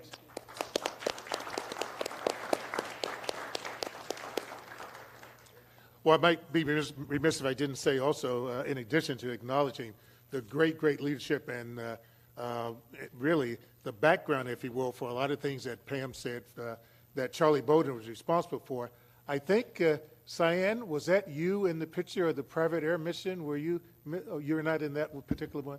No, that was Axiom 1, but the Inspiration 4 mission was proud to be a part of the advancement of human spaceflight. Okay, great, thank you.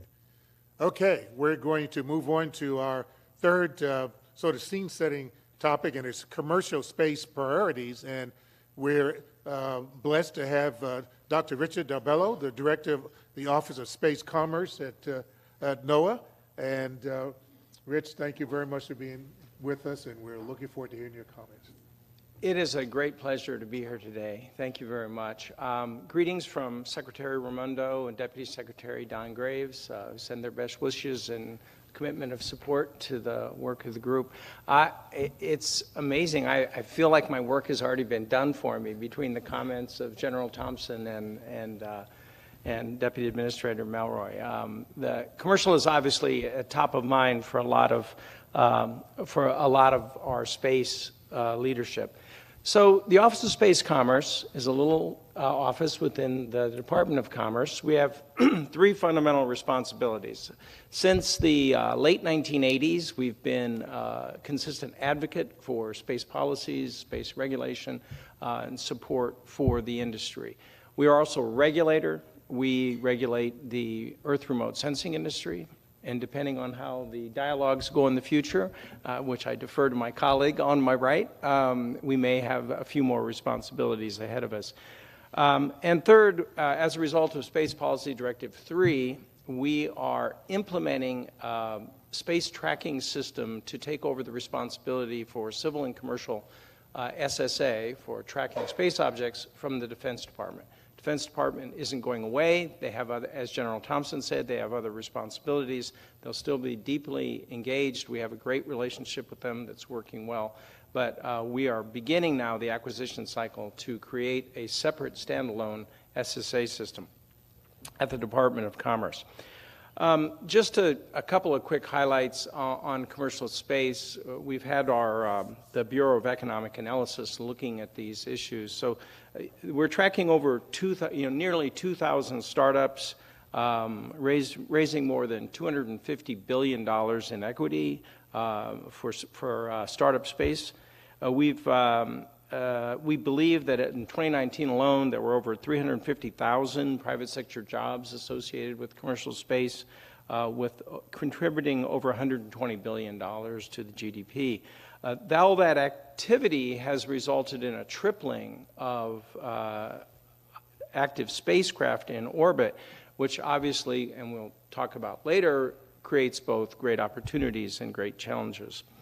The U.S. commercial space industry is greatly admired. Globally, we do get a lot of questions and comments about how the U.S. did what we did. That has been covered a little bit by both General Thompson and Deputy Administrator Melroy, but just to sort of recap, certainly it's not magic, it's hard work that did it. First of all, we start with the fundamentals. The United States has stable and sensible laws that are backed up by predictable courts. We have a culture, we've nurtured a culture of entrepreneurship in technology. We have abundant and accessible risk capital, and really importantly, we have an education system that continues to produce a deep reservoir of talented engineers, scientists, business people. But that's not all. We've also, as Pam mentioned, had over 40 years of bipartisan support for the concept of encouraging commercial space. That is a unique occurrence in Washington, D.C. And I think the agencies have been wonderfully creative in how they've implemented that support, and particularly with tipping our hat to NASA, which has really led the way on really recreating the contractor-government relationship through the amazing programs of commercial cargo, commercial crew, and now the commercial LEO destination program, the CLD program. So really kudos to my government colleagues. Last night I had an opportunity to talk to several of you about what I should do today, and uniformly everyone said, oh God, please don't give us a long speech. Why don't you just talk to us about what your actual problems are? So, Mr. Chairman, at the risk of turning this into a therapy session about me, I'd like to talk about the things that keep me up at night. The 5 challenges. First challenge is purely technical. There's just some fundamental things that we don't do very well. Today, SSA is pretty good. It's not uniformly excellent. This means that the government is sending out a lot of warnings to industry that get ignored. Imagine, if you will, you're flying into O'Hare, crowded Monday afternoon, and you hear the air traffic controller say, United 555, looks like American 322 is in your flight path. You might want to keep your eyes open. Over. That would be unsettling, I think. That is approximately what we do with SSA today. So we need to be able to speak with the same confidence in SSA that we speak with air traffic control. And we're a long way from that. That this is a journey, and I think we just have to recognize. I find that there are many analogies people like to use. I find the air traffic control is the one I prefer, because early on in the industry there were no rules. There definitely wasn't no air traffic control, and it took us 100 years, but we've got a pretty amazing system in place right now. And so we just have to be we have to be patient with ourselves and know we're not there yet, but know that it's a journey we need to take. The second issue General Thompson touched on is space debris. Truthfully, there are no great ideas today on how to solve overall the debris problem that we have with large debris and small debris. That doesn't mean we should stop trying, and there are a lot of great initiatives underway. But just to say, well, where are we in that journey? If somebody made a major mess in space, we don't have any way to clean it up. And so, again, we're at the beginning of a long technical journey. The second anxiety point that I have is purely international. China is a major space player and will be a major space player. They are not participating in the global dialogue and global information sharing on SSA. That's unsustainable. The current way of communicating with China, which is by email and occasionally tersely written demarches, is comically insufficient.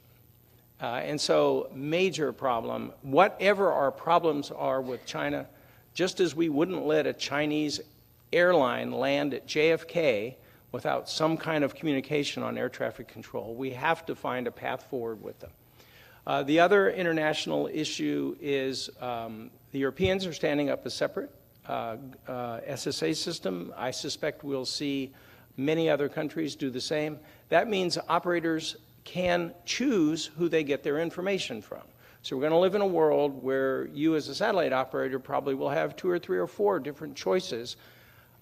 From our perspective, that's slightly terrifying to me. You've got different sensors with different biases, do it using different and running on different analytics, producing different results, and I don't know how to compare any of that yet.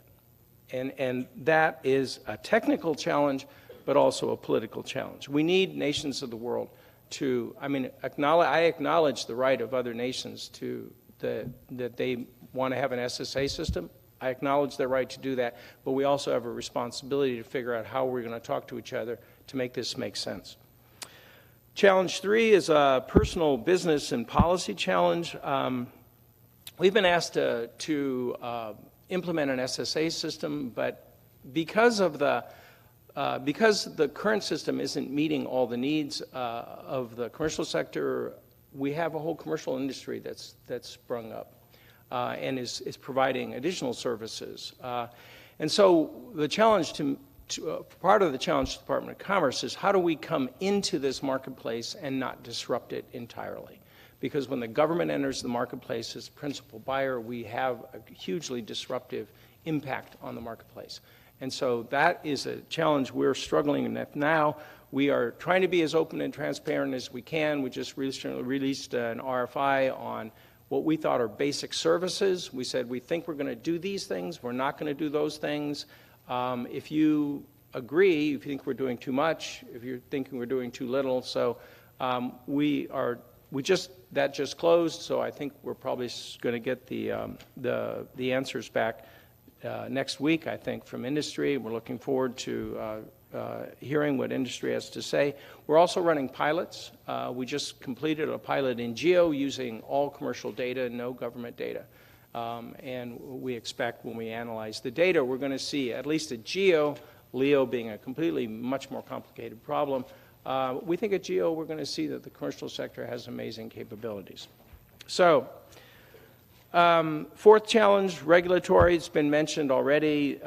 We have a lot of new activities, refueling, manufacturing in space, commercial LEO destinations, mining on the moon. We have a bunch of stuff coming at us. We're not really yet poised to, the regulatory regime isn't really set up to handle all that yet. And so we have a near-term problem, long-term problem. I think the near-term problem is who's going to be responsible for managing these new technologies as they come along.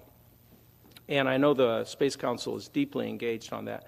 And I think there's also a long-term issue, which is as the United States, I think we need to ask ourselves, how can we reimagine regulation a generation from now? Not for tomorrow, not for next year, but in a generation with all the tools and technology we have.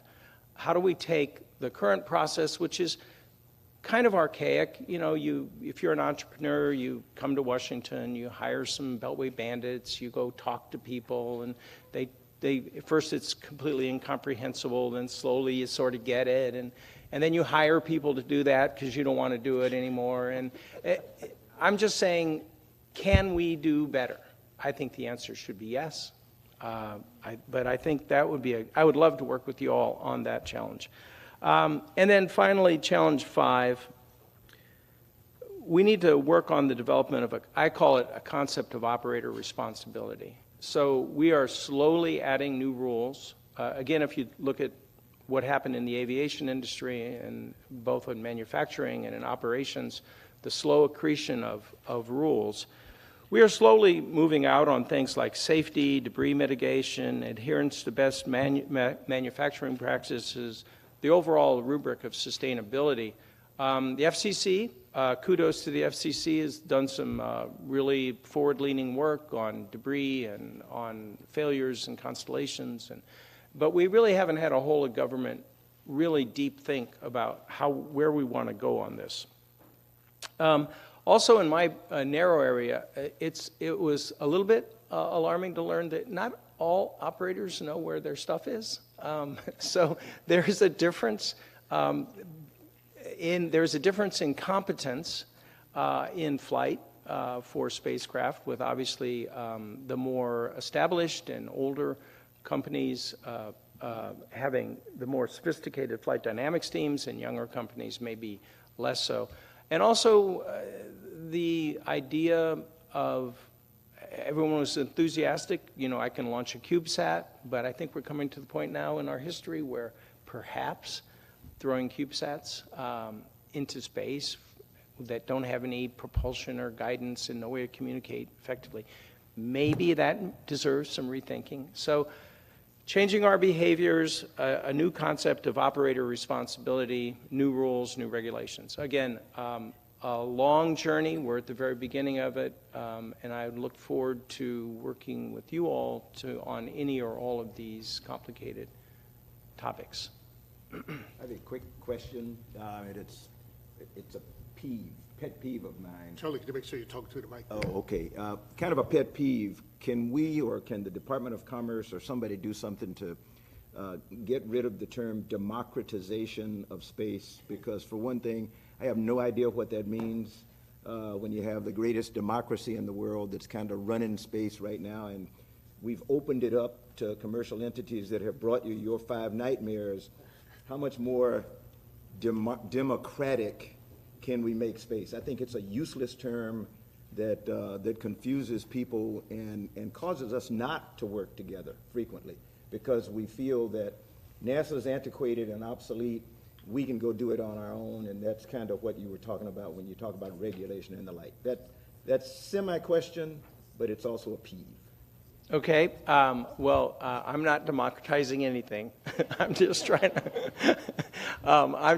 to figure out how we have all of our domestic problems have all of our domestic regulatory and technology development issues have an international dimension. I mean, I think it was mentioned earlier by Mr. Chairman about this is an international business. And so I think of all those together. And we have a leadership role to play, and I think the government has played and will continue to play the most fundamental role in leadership. Lance, and then I'll entertain any other questions.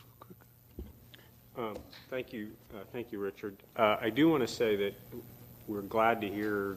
I was glad to hear what you presented, regardless of the fact that it's not helping you sleep. But because our committee, I'll let you know that our committee, one of the big things we identified in this commercial world is a need for regulation. It's refreshing to know that there, usually we associate an industry perspective of not wanting to be regulated, but these our members said, we need to have guidelines and a playing field and protections, and it will help perpetuate in a lot of the things you pointed out. So we are, later today, I'll present that we're aligned with you, so we look forward to working with you and whoever else we can to help make that happen. And in the meantime, I do suggest you go get some therapy.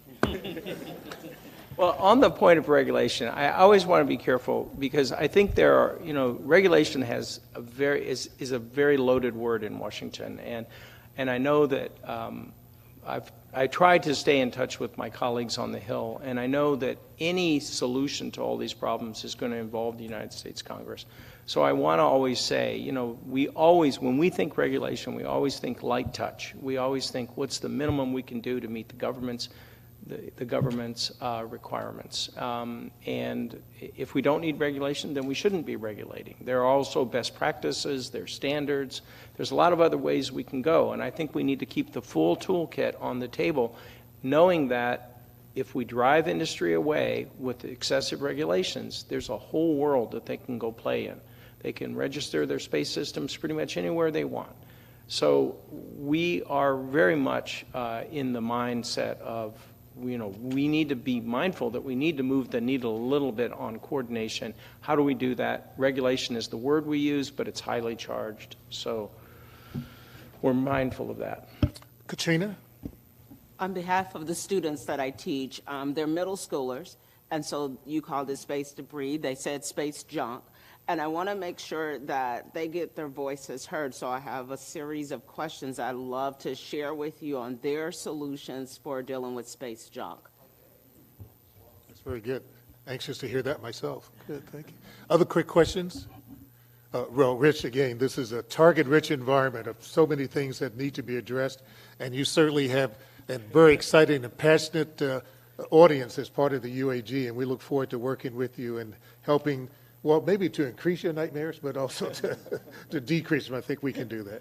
All right, thank you very much. Thanks.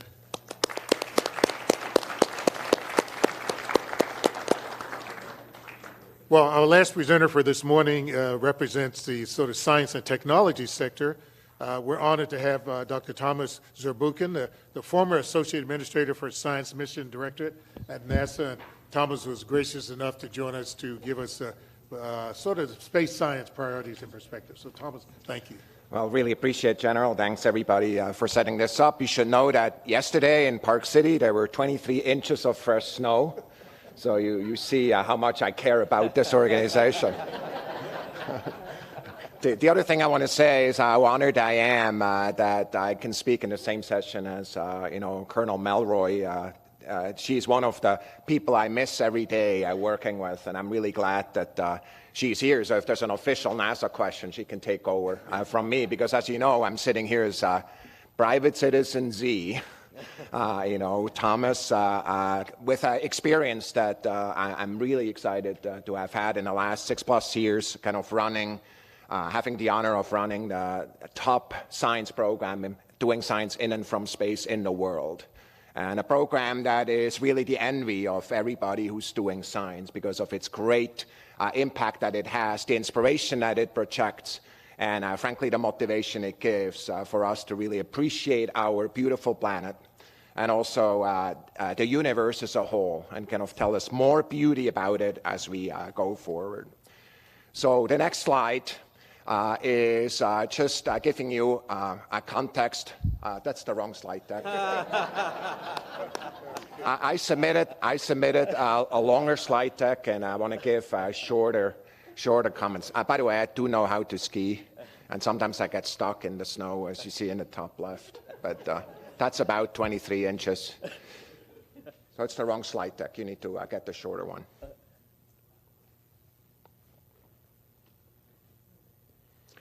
I'll just keep talking, so I don't in any way kind of stop you. We celebrated. What I did is I looked at the news last week, and I just want to tell you a couple of the news items that were out there. And of course, the first one is that we celebrated the 2-year anniversary of Perseverance on Mars, and that mission, which of course was launched by you and your team in the middle of COVID, kind of before any of the vaccines were available. That mission has achieved 3 major goals. So the first one is we have successfully deposited a full set of samples, really a collection of samples on the surface of Mars, ready to be picked up and returned to Earth as the first round trip of humanity to another planet. This collection of samples is informed by the best instruments ever built on the surface of Mars, looking at remote sensing of the environment. And we've learned a lot about Jezero Crater, and we know that it was well worth taking the risk of landing in that most hazardous place. I remember making that selection of that place, like, well, why is it always the most risky place that is the best science? And of course, the third thing is that we've proven a number of technologies, human explorers that will go to Mars will now have available landing technology, terrain relative navigation that we proved successfully that saved Perseverance and flew out of a dune field, which we would otherwise would have hit. We also, of course, have technology now that can generate oxygen from the CO2 of atmosphere with the MOXIE instrument. And the third piece is human explorers on the surface of Mars can have a robotic drone that is kind of supporting them through recon using the kind of technology of the Ingenuity helicopter. A helicopter that has flown more than 10 times more often than we thought. Tech demo, a new way of organizing technology that is there. second news item that was there, and I sure hope, let me just quickly check. Do you have the slides or no? Okay. The second news item, and I just really wanted to see the image, is a new deep field of the James Webb Space Telescope. And it reminds us that about 1 million miles from the Earth, kind of in the direction of midnight, is a telescope that is beating all the odds in terms of what it can do. I've always wondered, frankly, how Galileo felt in 1609 and 1610, when for the first time he looked at the telescope and looked at Jupiter and saw that there's other places. As he write down in a notebook, there's accompanying stars, he said initially. Then they started moving, learning about nature with new eyes. I always wonder how that feels. And I think I know better now, because just a few days before the first images of the deep field were revealed by the president to the public, I saw those images, and I remember through my teary eyes kind of looking at this and realizing that this is one of those moments that we're doing. Of course, that we're in fact attacking that boundary that separates the known from the unknown. Of course, the reason that is possible is because of the amazing people, the team that have the courage to attack that. It is not easy to do these things. It is hard, like Buzz Aldrin reminded us earlier today from this quote of this famous speech by President Kennedy. But it is so worth it. What we're learning about nature, what we're learning about the universe, by far kind of surprises us each and every time. So what I'd like to do, by the way, the third image that was in the news last week was, there's two images. The first one is an X-class flare of the surface of the sun that, of course, reminds us that the sun is entering solar activity maximum. It's not there yet. There's 2 more years to go. And basically that flare, of course, had huge consequences on Earth and beautiful consequences. There's an image from Alaska. There's many others in social media of the space weather that is manifesting itself here on Earth as the magnetic bubble, the magnetosphere that protects our own planet, is compressed and accelerates particles that then are hitting the surface, hitting the atmosphere, and atmospheric ions that glow like a curtain that slowly moves in green colors or red colors, depending on the energy. What that reminds us, though, and I always said, like, I used to have a space weather warning system. It was the NASA email. Because of the 80-plus missions that were in orbit that I was responsible for, whenever there was a storm like this, kind of the anomaly started trickling in. And, you know, like waking up in the morning, it's like, I wonder what the problems are we have today, right? You know, if we always knew, oh, there's a space storm because we have a lot of single event upsets or sometimes more serious. And so for me, those are the three news items. For me, science, you know, besides being so much at the core of the entire Moon to Mars strategy, is also one that really enhances inspiration and kind of the view that's out there. In the last 6 years, the one that the science stories that had the biggest kind of real-time viewers were Mars Perseverance lander. You know, we all had time, right, sitting at home. Looking at this, but the other one was START, kind of the first time humanity changed the trajectory of a celestial object in a deliberate fashion. Of course, learning to put a tool set in our kind of tool in our box of available to actually protect humanity from celestial impacts from these small objects. The largest engagement of any story that we've had in the last 6-7 years was the eclipse in 2017, where after a study we did, we could show that 80% of Americans interacted with the content that we had worked on. I have no doubt whatsoever that NASA in 23 and 24 will do that again with both a ring-like eclipse and then a full eclipse in these years respectively. So for me, what I want to point out is really the leadership that comes from this, that really, again, goes across the boundaries that are there. I'm going to ask again Do you think you're going to get those slides, or why don't we use the longer slide deck and I just jump over it? Yeah, I was going to just go ahead and bring up the longer deck, and you can run through those. Yes, and then I just jump over it. So I'm going to speak on fewer slides than were there. I'll just give you quickly a chance to catch up with me. I want to say something while we're waiting, Please. Thomas. For the benefit of the group, I don't think there is a leader of the Science Directorate ever that has presided over so much groundbreaking science. Well done, Thomas. Really appreciate it. Really appreciate it. Thank you so much, Tori. And many of them sat on rockets made by your company, and of course also the SpaceX rockets that are there. The priorities I wanted to focus on, just go quite quickly. I was going to start with that, is just so you know where I'm going with this. The first one is really focused on climate science and the sense of urgency I have there. The second one is really the inclusion, and frankly, Colonel Melroy did a great job talking about this. I'm going to hit that less strongly because she did such a good job. We really must kind of be successful together, kind of like we are here on Earth with breakthrough science. And I want to talk about the sense of urgency. Leadership is fragile, no matter who we are.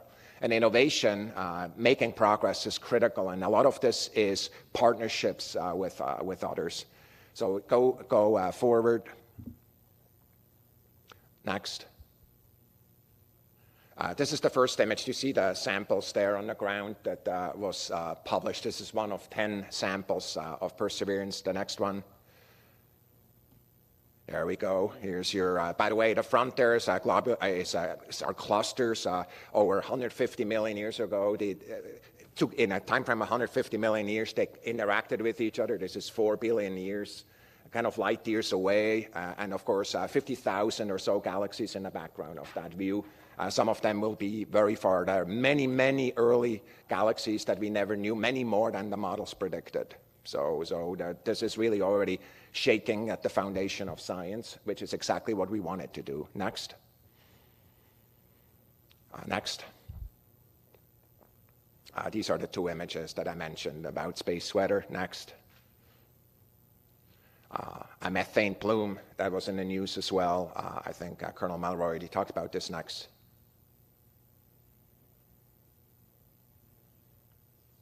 All right, so what I want to do now is really talk about the climate topic quickly and really focus on NASA as a pivotal leader in civil space and our understanding of our own planet and how it affects us. NOAA, of course, partners with NASA on building systems that, frankly, have had huge impact. I use their data every day as I get dressed to figure out whether I take the big jacket or the little jacket or the snow boots or gym shoes.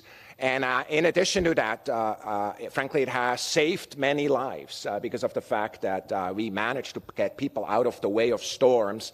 And frankly, once storms are over, can propose and actually can help kind of the process that brings people back to their normal lives and gets rid of the debris and so forth. This is a mission that was in the news last week also. It's the NISAR payload that is the first mission with a big partnership with India, that the payload is just about ready to be shipped to India for launch later on. There are 3 principal firsts in this. It is already, as I said, the first partnership with India at the large scale. The second piece is that it is a mission that from the word go has the application community directly involved in it. The product that will go out that will change lives, whether it's focused on ice, whether it's debris, fields, kind of landslides, and so forth, they're already being developed together with the user communities that will use them. And the third piece is that it's the largest data that will ever come down from a single mission that is there. So it's really, if you want, bringing big data into space, in this case from a single platform. Those are the principles. By the way, all these data are open and freely available, and frankly also together with the code that generated them. So it's really an open science approach. Those are the very principles on the next slide that are the Earth's System Observatory that is there. And frankly, it's the Surface Deformation and Change version of that. NYSER is there. All the others will be built as we go forward. And just to show an example of that, the next slide, and why it's important to get contemporary measurements of that, the next slide gives you two instances of observing the Earth. Go back.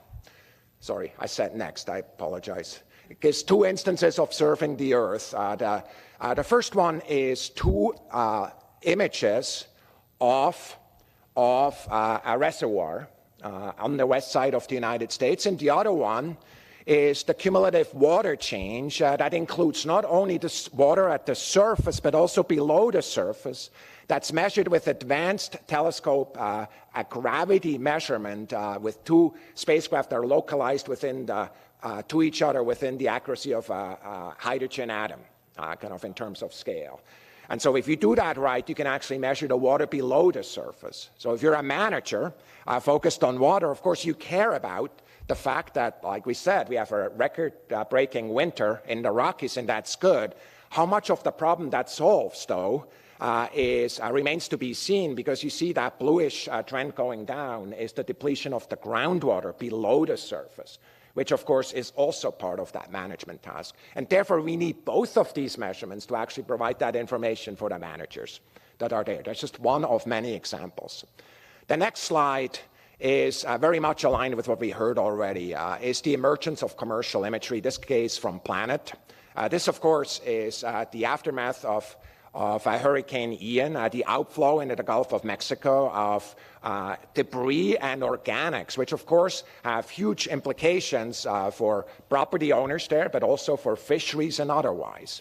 I want to tell you that I'm really proud that during the last 6 years at NASA, we created one of the leading data buy programs looking at data from commercial partners, whether it's Maxar, whether it's Planet, Spire, a number of other companies. And these data are really having a huge impact, not only for the utility of the data, but also in the context of understanding climate. Because for the first time, some papers that are out there and are about to come out, we can actually go and count trees and measure, for example, the depletion of CO2 as it's built into organics, kind of trees and bushes and so forth, and measure that accurately. So for me, I want to make sure that you understand that, of course, these are useful and absolutely critical to use for the application domain, which is very much the primary market of what these companies had in mind, but are also critical for the underlying science that is there. And so for me, I just really want to tell you how passionate I believe we can be and rightly are about these kind of commercial data sources that are there. The next slide. Next slide. Remember, I was going to cut a lot of things out. And next slide. I put comments there if you seek to look at it. I want to tell you that there are problems that we've encountered in building this system, and frankly, the overall kind of support that's available by Congress right now is not sufficient to really do everything I just told you. It is not available, and frankly, needless to say, it's the job of Congress to set priorities, just like it is in other places. And I just want to tell you that that really gives me anxiety, especially because of a paper that came out in 2022 about climate tipping points.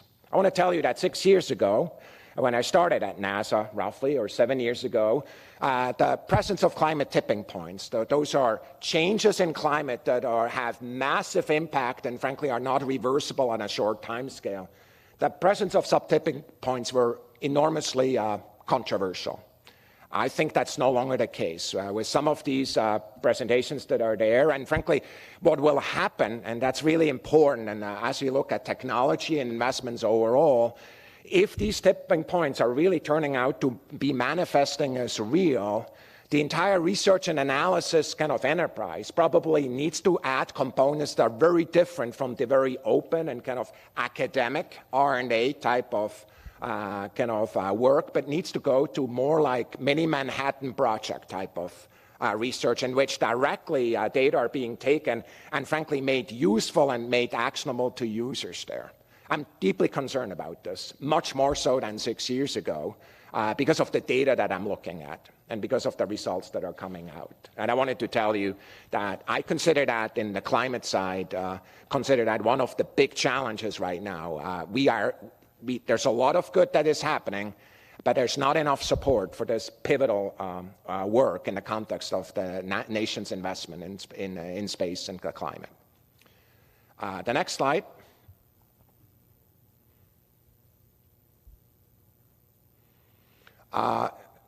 Is basically about discovery and technology. And I don't remember what the slide text, what the order is, because I was preparing on the other one. I apologize. What we have learned, of course, as we go forward and do this, is that leadership, as I said, Gene Kranz said, leadership is fragile. When he talked about human exploration, the same is true with all leadership. Any athletic coach knows that.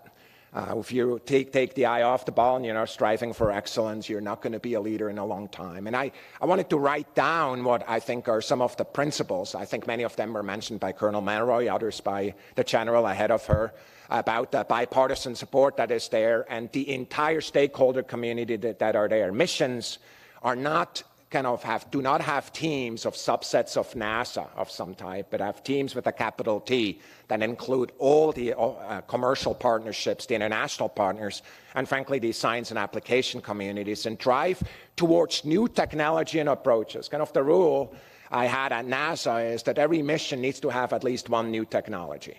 And the simple reason for that is we want to enhance the set of technologies available.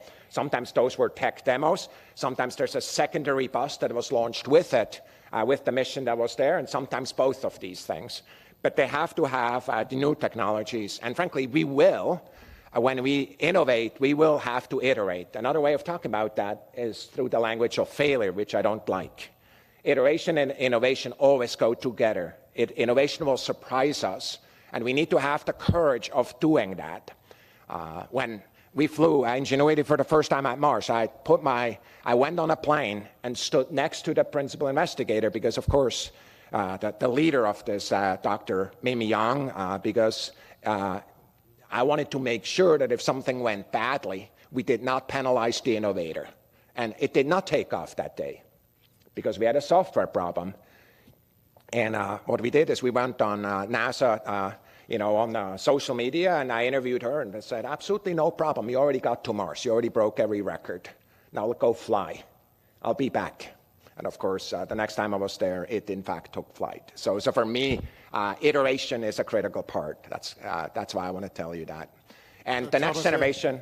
That's probably a great place for us to do a segue here, since we're running a little bit out of time. Okay. Those words are certainly never more true than all the things we're trying to do in science, particularly in space, and really all the missions of space. So we really have benefited from having the opportunity to hear from you and your lessons learned.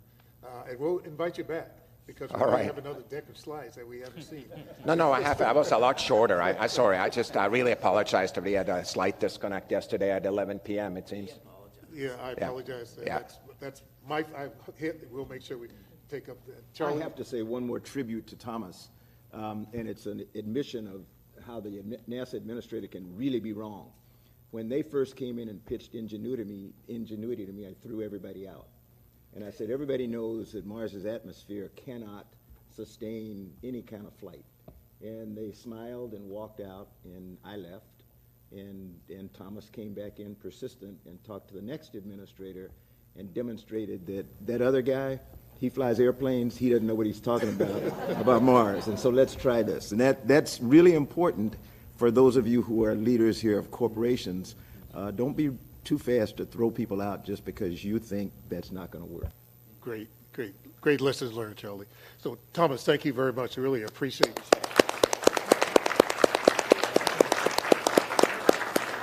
Well, many of you knew this already, but you can see why we wanted to have Thomas be part of our deliberation this morning, and we will definitely bring you back for future activities. Thank you very much. And God bless you, and hope the skiing is good. I hope so, too. Okay, I know we're behind our planned schedule. We're scheduled now for a lunch break. Lunch will be outside for us to gather that. And just for your information, particularly for the public that's listening in.